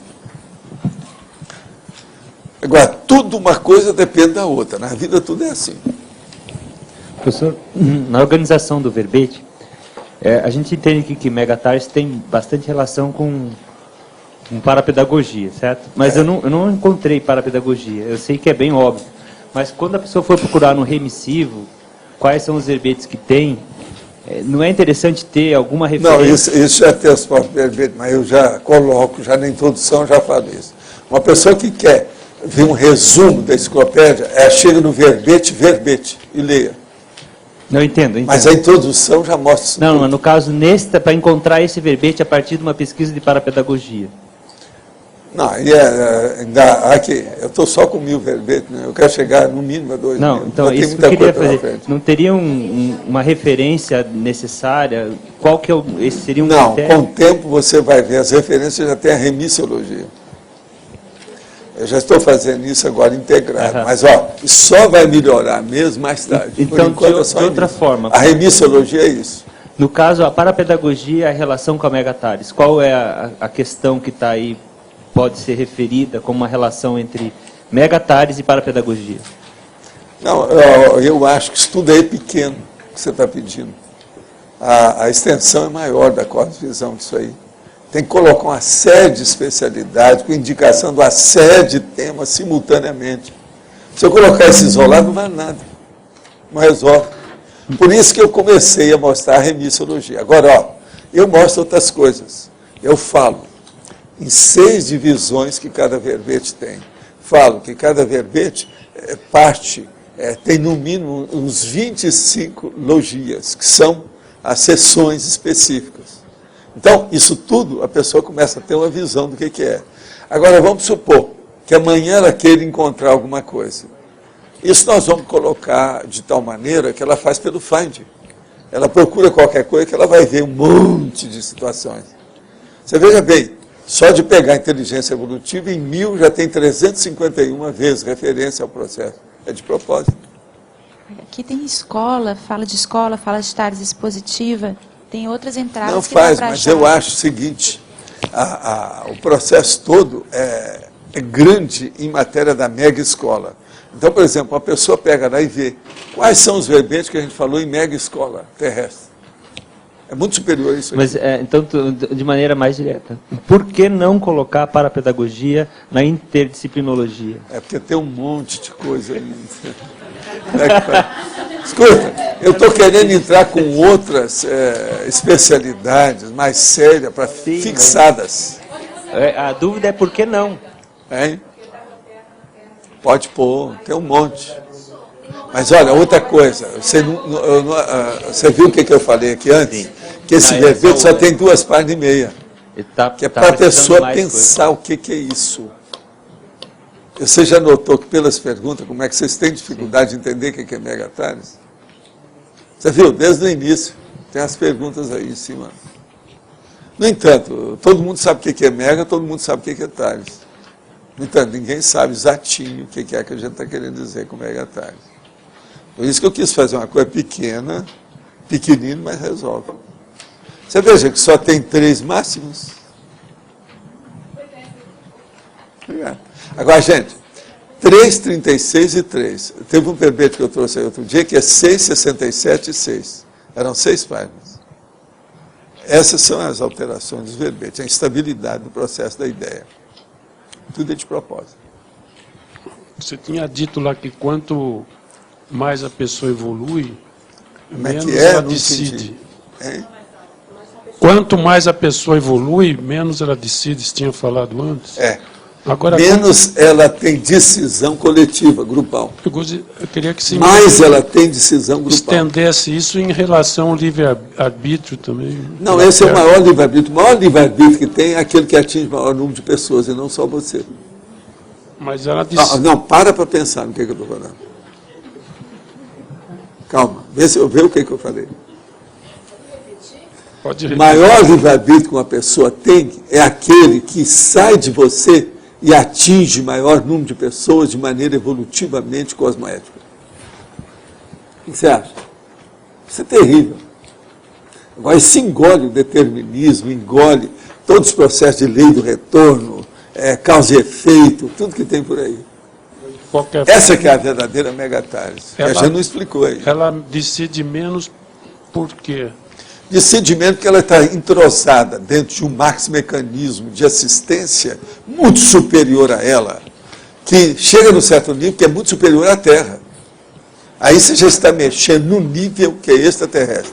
Extraterrestre que eu estou falando quer dizer plus, além, beyond, Terra. Já não é mais esse sistema solar, é outra coisa. Então mudou tudo. É assim que os serenões pensam. E é assim que o transmentor já começa a pensar na opção de coisa. Entendeu? Agora, eu tenho que ficar com os pés aqui em cima da rocha, então eu não posso pensar. Ela assim. decide menos... Eu só tenho os vislumbres, tenho os lampejos, mas eu não sou profissional disso. Essa menor decisão tem a ver com as consciências acima dela decidindo o processo? Não, tem a ver com as decisões que vêm de um colegiado superior à pequenina pessoa dela. Então a questão do maxi-mecanismo. Tudo, é isso aí. E você é uma mini peça. Agora, nós somos minimíssimas peças dentro de maximíssimos mecanismos, de tudo quanto é tipo. Aí é que muda tudo. Se nós pensarmos assim, nós vamos ter mais senso de grupalidade.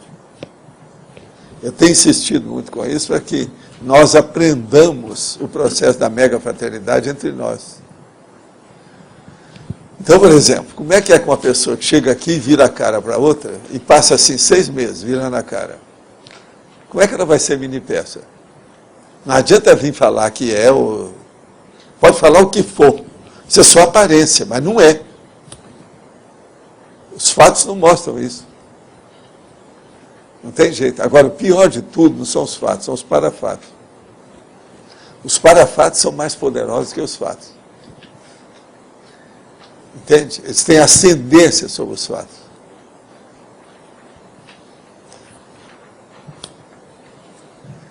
Então, por exemplo, você tem uma pessoa, uma personalidade humana que dirige você. Ele é superior a você em alguma coisa. Vamos supor que você tem um emprego, é o seu chefe, e aquilo domina uma opção de coisa, tudo seu. Ele não vale nada perante determinadas consciências que são muito mais evoluídas que eu, você e ele. Então pensa. O processo extrafísico é muito mais sério. Então, com a cosvisão na mão, toda a conversa que passou antes fica anulada, está prejudicada, não interessa mais.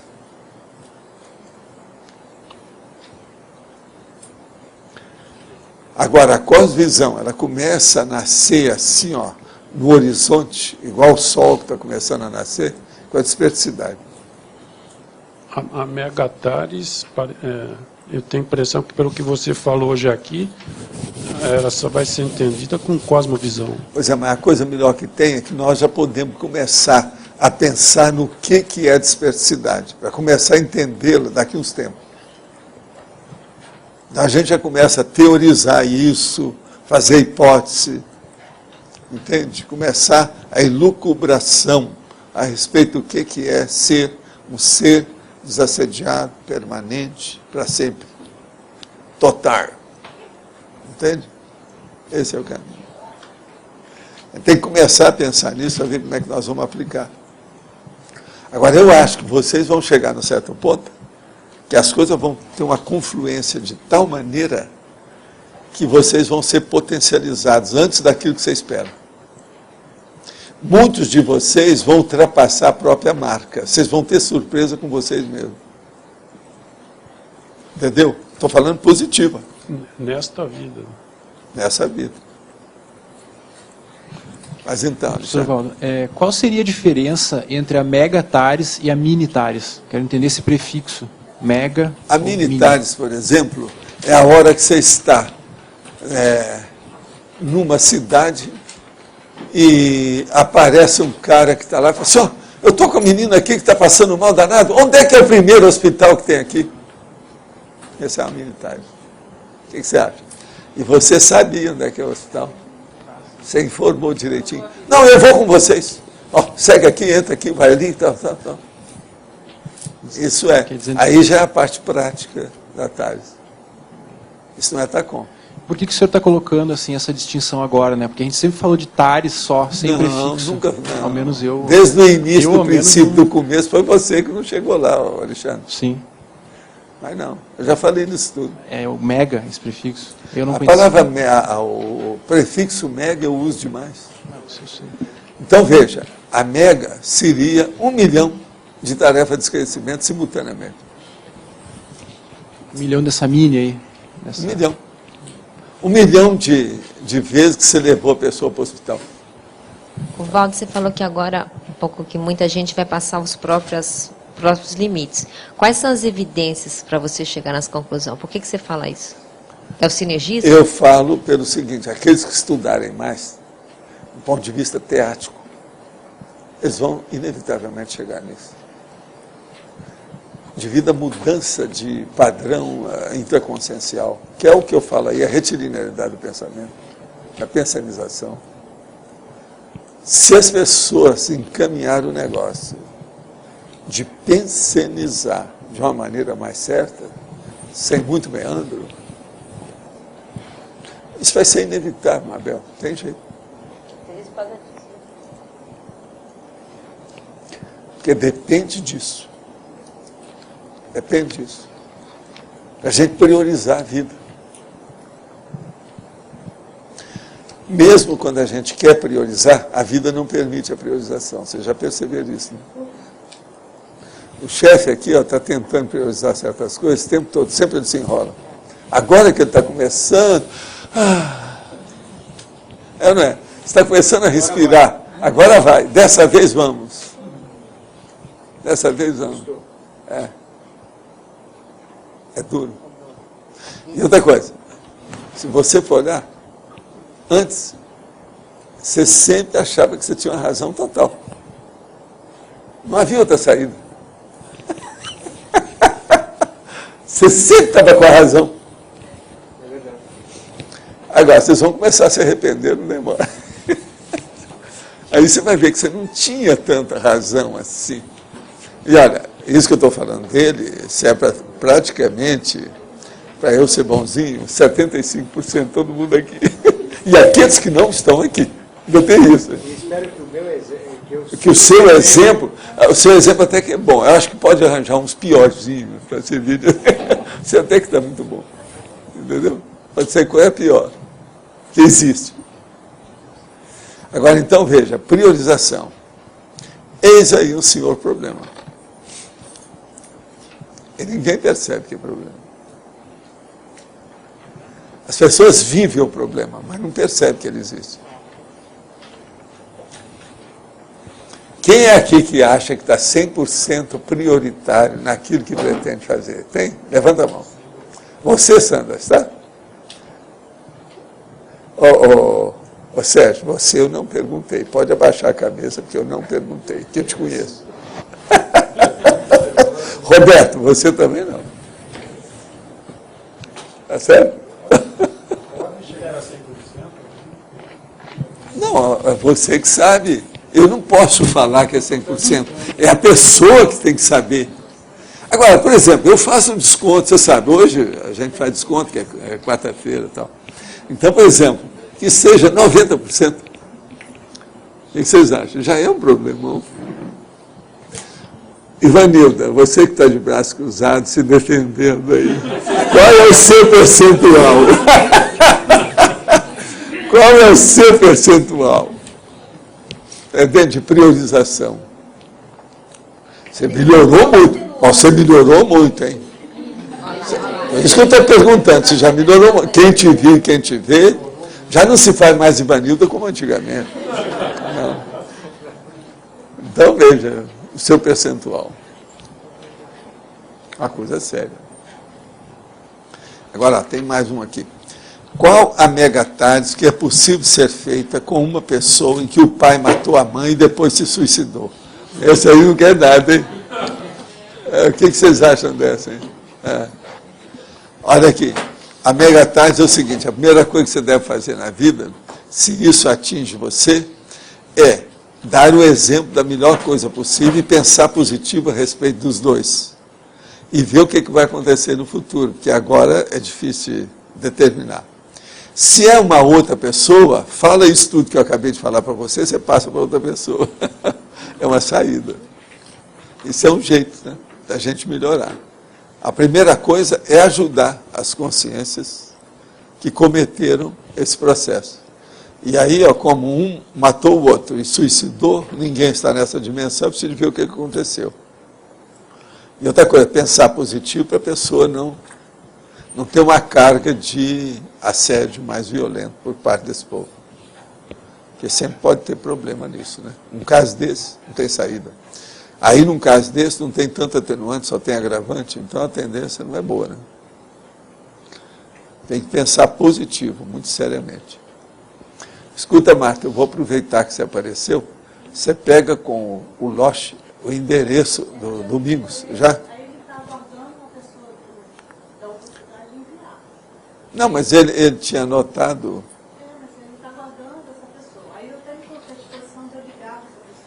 Ah, sei. Pelo seguinte, ele tinha anotado o endereço lá na hora. Mas não é confiável. Então tá, eu confio em vocês dois. Agora, quando for para mandar os livros, você me fala que eu vou. Nós vamos escolher nós dois. Nós vamos escolher. Tá certo. Tá certo. Tá bom. Tá. Os cariocas se entendem. Os dois são cariocas. Eles se entendem. Ah, tá.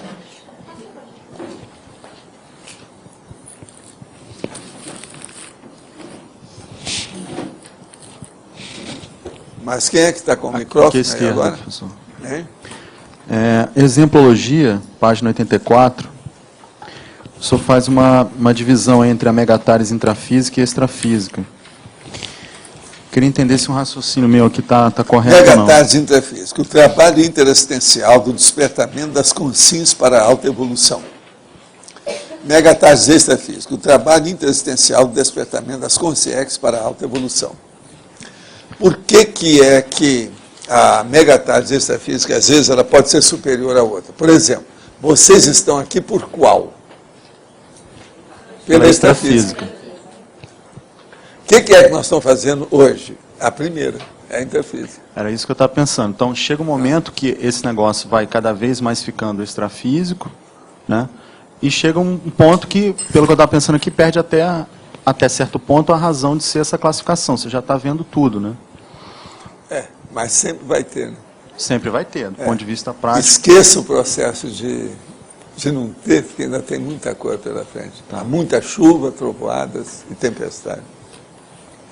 Pode ficar firme aí que vai ter muita coisa. Tá, mas dentro da não dá para cruzar os braços, né? Mas dentro da condição da desperticidade já está predominando a extrafísica, né? Já. Uma boa parte, né? Quando tem muita lucidez, né? Como posso saber se estou no caminho da megatárise? Qual o padrão evolutivo de amparadores com os quais devo me relacionar para alcançar esse desempenho? A primeira coisa é o seguinte, pergunte para você mesma, entendeu? O que é que você está fazendo? E qual o nível de assistência que você tem? Por exemplo, hoje é dia, quanto mesmo? dia 13 de agosto. É um belo dia que o povo gosta muito, não é isso?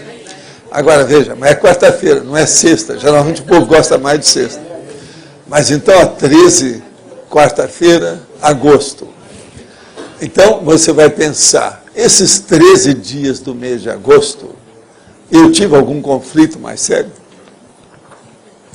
Se você não teve conflito nenhum, você vai perguntar, e eu trabalhei, eu fiz alguma coisa? Eu fiz alguma assistência? Esse é o segundo. Aí, às vezes, pode ser que vai aparecer algum conflito. Agora, depois tem a terceira condição. Eu fracassei no que eu fiz, ou eu saiu tudo mais ou menos bem? Eu tive, por exemplo, 90% de êxito no que eu fiz nesses 13 dias. Então, aí você vai ver que a sua vida está mais equilibrada e se tem mais assistência. Agora, por exemplo, não vale se a pessoa teve 2 acidentes de percurso em 13 dias.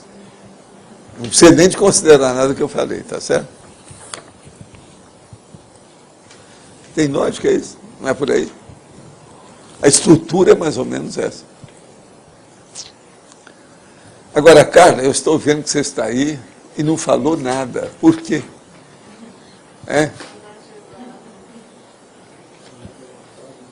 Soval, está difícil esse tema para mim. Está muito complexo. Não é complexo, ele é tão simples. Está muito profundo. Tem só 2 páginas e meia. Eu estou pensando, né? É que o senhor trouxe uma abordagem que eu não tinha pensado antes. Aí eu vi lá a precedência da mega fraternidade. Pois então, tá mais. Mas veja, tá eu estou perguntando para você por quê. Por causa do para-direito. Não. Eu sei que tem uma relação. O para-direito está dentro disso aí até. Você está entendendo? É muito sério o que é que tem aqui de para-direito. Entendi, pela precedência. Vale apenas pensar nisso. Agora, nas questões comuns, você vai olhar na interdisciplinologia, não tem para-direito. Não tem. Mas tem coisas horríveis. A autocriteriologia, a interaciologia. A intencionologia. A intencionologia, como é que fica?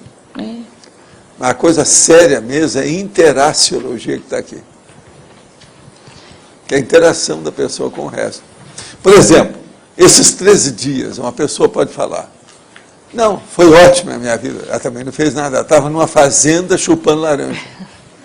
Então não adianta nada. O que adiantou? Entendeu? Então a interação é importantíssima. Está bem profundo. Eu acho que esse verbete é bem de conteúdo.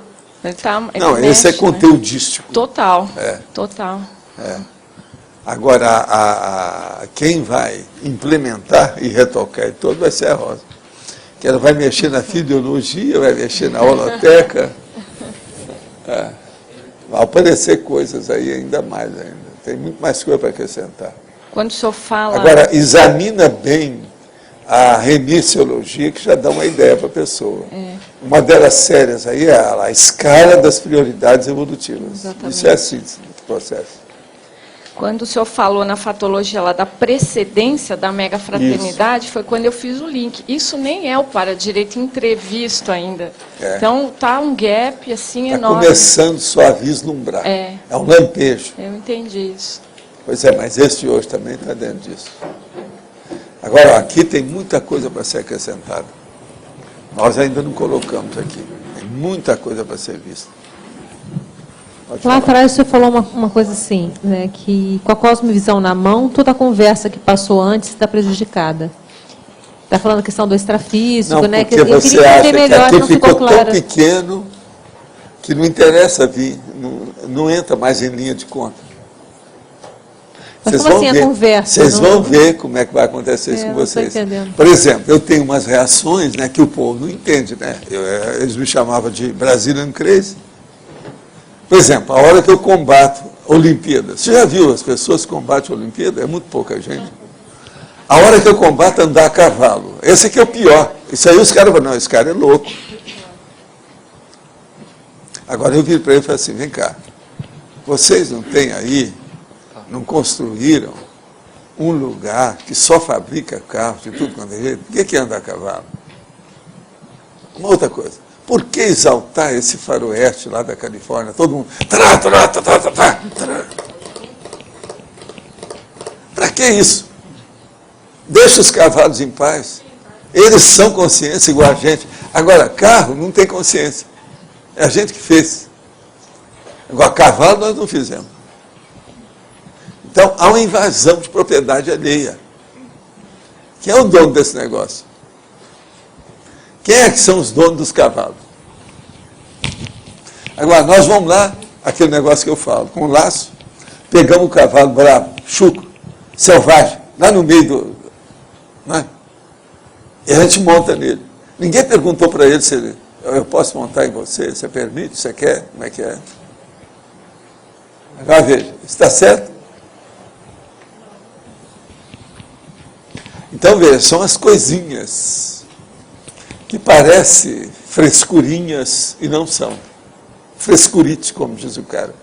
E não são. É um negócio para pensar. É o nível que nós temos aí da história. A hora, por exemplo, que o Einstein falou, não, eu não vou andar de rickshaw. Eu também falei a mesma coisa. Eu estava em Hong Kong, todo mundo foi pegar o negócio, estava querendo vir até chuva. Falei, não, eu espero, vou julgar energia aqui que vai aparecer um táxi. E apareceu mesmo. E eu não andei de rickshaw, que é aquele cara que puxa você. Agora, no Rio, eles fizeram uma coisa parecida, mas já é bom, é bicicleta. A bicicleta que carrega duas pessoas, você viu aquilo? É. Ecotáxi que chama. Esse, pelo menos, já está mais aliviado. Agora, olha, a gente vai pelo gastronemo dos caras, né? Vai pelos os músculos daqui, ó. Mas pensa nisso. São coisas aparentemente muito triviais, banais, bobinhas, mas não são. A hora que a gente começa a considerar esses detalhes, a coisa muda de figura, a cosvisiologia, cosvisão começa a aparecer. Mas fala, Thaís. Professor, na página 84, você coloca na culturologia a cultura da evoluciologia, lá no final da página. Sim.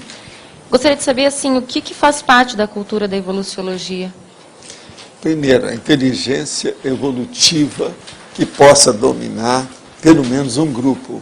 Nós já estamos dentro da cultura da evoluciologia num local chamado Cognópolis, que é um bairro da cidade de Foz. Querendo ou não, a CCCI é mais ou menos isso. As ICs também estão caminhando para isso, as instituições de consciência científica. Cada concentração, entende, da consciência nos interesses, nas finalidades, nos objetivos. Isso é a cultura da evoluciologia. Agora, aí implica universalismo, cosmoética, um esforço enorme para a pessoa ser incorruptível. Tudo isso tem que entrar. Para manter o quê? O equilíbrio dentro de uma prioridade evolutiva maior. Então, a cultura da evoluciologia, ela está começando a nascer na Terra. E nós somos um dos polos disso. O que você acha? Eu estou falando evoluciologia, não é aquela da evolução do Darwin, tá certo? Estou falando da evolução mesmo dos bastidores da própria realidade. Existem sociedades hoje que são mais, vamos dizer assim, não é evoluídas, mas são mais desenvolvidas, ou têm mais, mas assim, o mundo humanidade. sempre teve sociedades, nações, povos, estados mais evoluídos do que outros. Mas e daí, minha pergunta é, no caso desses povos, eles têm inteligência evolutiva ou eles têm outras características que definem? Não, eles têm uma inteligência evolutiva inicial, que está engatinhando. Agora, essa nossa aqui já é uma coisa mais abrangente. Se você for ponderar, não adianta. E isso dá uma responsabilidade enorme para nós. Para haver grupalidade evoluída, tem que ter a inteligência evolutiva. Ou não é possível haver sim? Não, tem que ter. Tá. Agora, a maioria das pessoas nem sabe que ela tem mais de uma inteligência. Que ela tem módulos de inteligência. Agora, é preciso entender primeiro esses módulos para a pessoa entender o que é a inteligência evolutiva, porque ela é uma inteligência mais sofisticada. Ela é mais composta, ela é mais ampla. ela abrange um universo maior. Tá certo? Tá bom, obrigada. Professor, quando a gente tem uma pessoa que é muito conflitiva, como é que se ajuda essa pessoa a diminuir a conflitividade? Dando exemplo para ela, né? Exemplo positivo, palpáveis, concretos, mostrando a ela, direto ou indiretamente, que o conflito não traz nenhuma vantagem para ela. E que não adianta arranjar qualquer desculpa ou justificativa para cultivar o conflito. A maioria dos conflitos que existem, quando eles são muito prolongados, é porque são cultivados pela consciência. Se você mostrar a ela que aquilo é um mau negócio e é uma tolice que ela está cuspindo para cima, ela vai fazer força. Porque a maioria não quer sair daquela condição. Porque aquela condição exige uma reciclagem. A reciclagem tem um preço de esforço pessoal. A pessoa não quer isso, ela está com a lei do menor esforço. Ela empurra com a barriga, ela não quer saber de nada. Agora, às vezes, a primeira coisa que você tem que ver com a pessoa não é isso, não. Tem que examinar, porque às vezes ela está com cimenagem, ela está cansada, ela está esgotada, ela tem estafa, a cabeça tem preguiça. Você vai falar com uma pessoa dessa e ela tem branco mental, ela esquece das coisas, tudo isso, não adianta você estar falando as coisas mais sérias. Tem que melhorar primeiro o interior dela, o mecanismo dela, a máquina está falhando. Precisa de ver onde é que ela está batendo pino, consertar aquilo, para depois você ver o motor, que é a consciência. Às vezes é uma ponta de eixo. Entende? O carro não está indo, não dá. Outra hora ela está intoxicada. É o que acontece com o carro. Se você entupir o escapamento de um carro, aquilo explode. Intoxicação.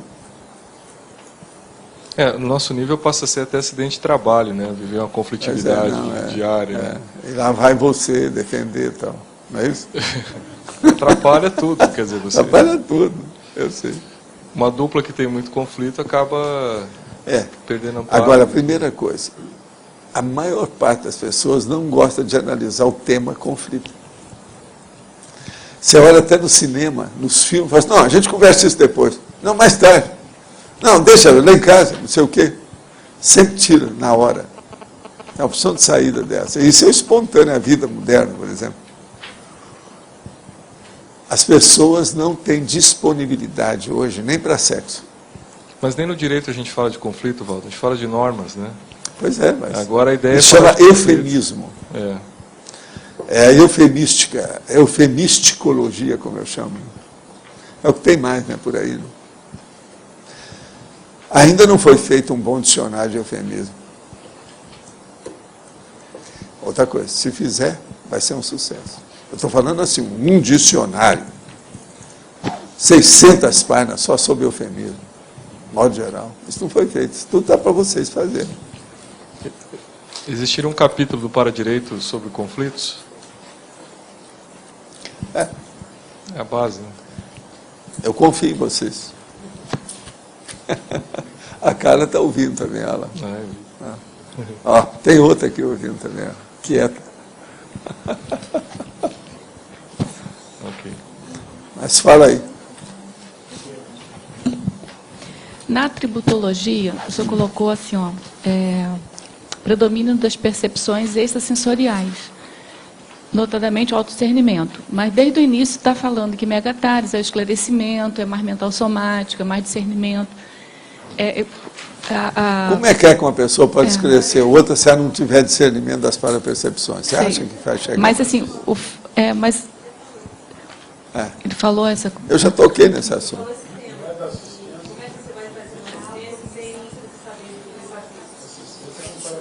As percepções extrasensoriais são básicas nisso. Eu entendo isso, mas... São as mais avançadas que tem. Não são nem as sensações do corpo, nem os atributos mentais, psicológicos, os predicados psíquicos. A coisa é extrafísica. Acima do mental, então. Tá. Isso que eu queria São entender. os 3 tipos de atributos, né? Os 3 sistemas que eu uso para mostrar. Agora, ó, eu estou estudando o atributo, né? Lá. Pois é, eu estou querendo. Mas é o seu caso. Naquele da... esse neoverbete nós estamos fazendo? Isso, mas por isso que eu perguntei, porque eu estava pensando que era mental lá. Vou ver, vou pensar, né? Agora mudou tudo hoje. Coincidiu, né?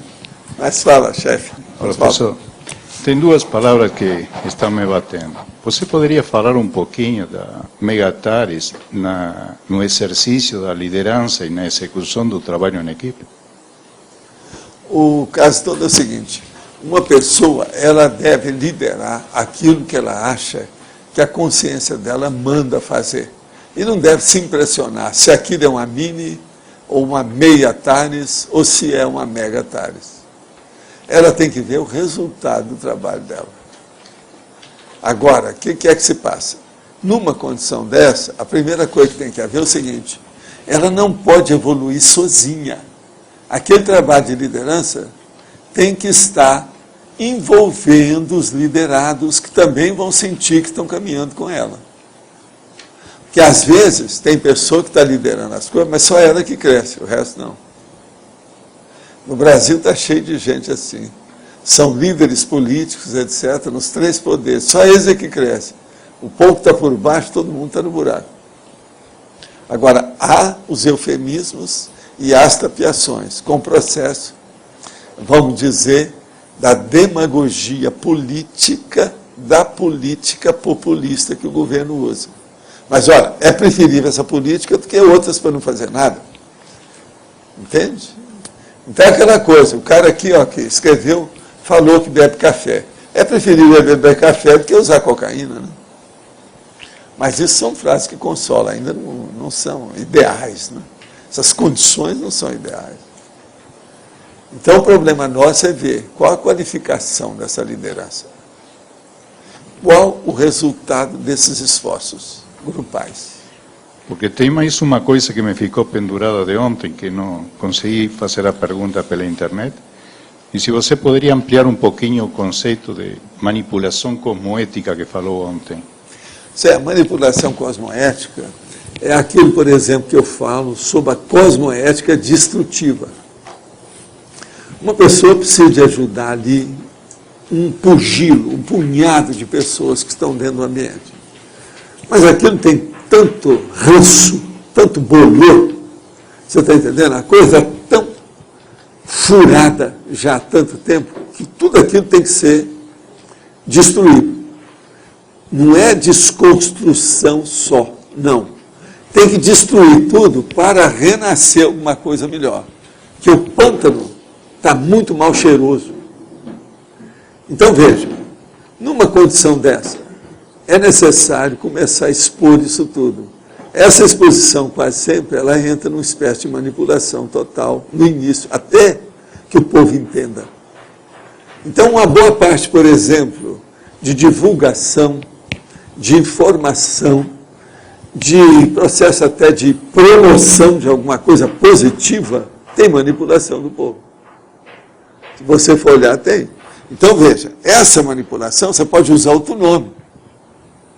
Seria uma técnica didática de exposição das coisas positivas. Isso tudo teria que ser estudado. Mas veja, lá no fundo não seria uma manipulação? Eles devem estar arrumando lá aquela entrada que eles vão fazer alguma coisa. Tem uma coisa nova. Isso aí é serviço. Não é manipulação de som, não. Nem estão tirando algum som. Não. Isso aí é manutenção. Não, não é manutenção, eles estão criando uma coisa nova, que é aquela entrada ali. É o arco que fizeram. Vocês viram como fazer um arco? E eu falei com ele para fazer um arco diretamente na entrada do tertuliário. Aquele é o que vem para cá, para a pessoa vir para cá e ir para aí, ó, né? O nosso hotelzinho. Né? Mas olha, ficou mais ou menos claro essa situação? O que custa de entender é qual é o limite dessa manipulação cosmoética. O limite é aquele que você não se acumplicia com a anticosmoética das pessoas. Para você não entrar na máfia. Evitar o acumpliciamento na anticosmoética. Então a manipulação, ela pode ir até um nível que eu tenho um nome para isso. da irreverência. Mas, por exemplo, não deve chegar na ironia, no sarcasmo. É aí que é o X. E se a gente fala assim com tanta veemência, para clarear a coisa, porque é difícil entender isso aí. Agora, uma irreverência pode ser didática, é necessário. Agora, a gente tem que evitar quando o negócio é muito carregado demais, e aí já fica sardônico. Pode chegar até o estupro também, né? Pois é, e fica sardônico também, é uma coisa então da baratosfera. O problema nosso é o seguinte, uma pessoa uma vez chegou para mim e falou assim, Val, me dê uma solução de alguma coisa mais simples que eu possa saber se eu erro ou estou certo. Então eu falei assim, ó, uma coisa boa que você pode fazer é o seguinte, chega na sua casa, arranja uma caneta com uma porção de papéis, escreva tudo que um mega assediador pensa e quer. A hora que você escrever tudo que ele pensa e quer, você vai fazer tudo o contrário dele. Pronto, você vai acertar. Porque a pessoa fala, não, mas eu não sei qual é a bondade, eu não sei a generosidade, eu não sei o que é o certo. Eu falo assim, mas o errado você sabe. Olha tudo que você reclama na sua vida inteira. Eu liquidei com o assunto, né? A pessoa colocou o rabo entre as pernas, saiu baixinho, abaixou a crista. E eu falei assim, ó, vê se você me mostra isso até depois de amanhã, a listagem. Que aí nós vamos fazer uma rediscussão. Vai ser o segundo debate. Mas vocês não acham? Se uma pessoa procurar tudo aquilo que ela acha que um mega assediador faz, ela vai ter a ideia de tudo que ela reclama. E aí a gente faz, vai fazer tudo o contrário disso. Ela vai acertar. Ela vai acertar. Isso chama diagnóstico diferencial. Entende? Você mate a tabela pela diferença. É o conceito. Você resolve a charada pelo conceito. Então é uma inversão de posicionamento. Isso funciona. Agora, gente, hoje tem alguma pergunta, alguma coisa mais séria? Tem? Hein? Tem recado? Então, olha, eu quero dizer o seguinte. No outro domingo, sem ser esse, vai ser saber transversal. Não vai ser desse. Agora, daqui, não é bem 15 dias, são uns 10. Agora, ó, hoje nós temos 13 itens aqui para falar. Seria bom eu dizer o seguinte, olha, nós temos tertúlia hoje, está acabando, amanhã, que é quinta, e sexta-feira. Sábado, talvez só nós vamos ter tertúlia lá para quinta-feira, porque eu vou viajar. Eu vou fazer um check-up e, ao mesmo tempo, participar do CIP em Belo Horizonte. Após a leitura dos verbetes, o próprio Alexandre vai dar um recado pela Sinvex. Ok, gente. Verbetes novos. Banco da Salvação, Banco de Esperma, Primeira Impressão. Verbetes antigos. Antimodelo, complemento da descrenciologia, desintermediação, impossibilidade natural, interesse transempresarial, legislogia, matriz cultural, minimorexes, presumibilidade, refinamento formal. Põe aí também, para fazer propaganda. Tá, posso dar um recado direto? Tá, pessoal, eu tenho um recadinho da Sinvexes, na verdade uma divulgação, né? Nós estamos com um projeto de construção de um serenário, né? Não sei se está todo mundo sabendo, lá no campus de Vexologia. E então o serenário é um laboratório, né, que existe já na Aracia, no Espírito Santo, que a pessoa fica 3 dias. Então, para que nós possamos construir esse serenário, nós já estamos antecipando inscrições.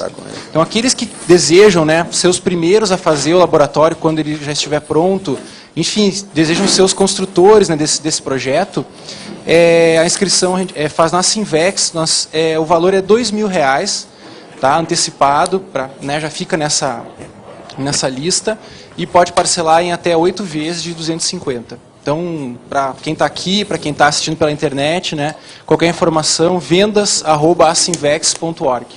Obrigado.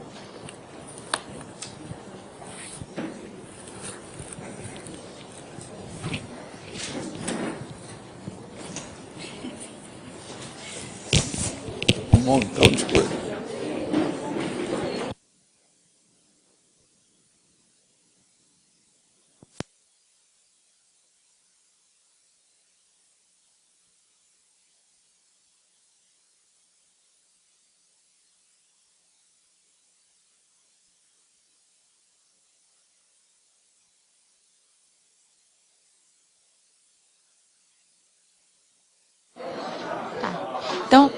Gente, só um minutinho. É o verbete que... Gente... Dá uma batidinha.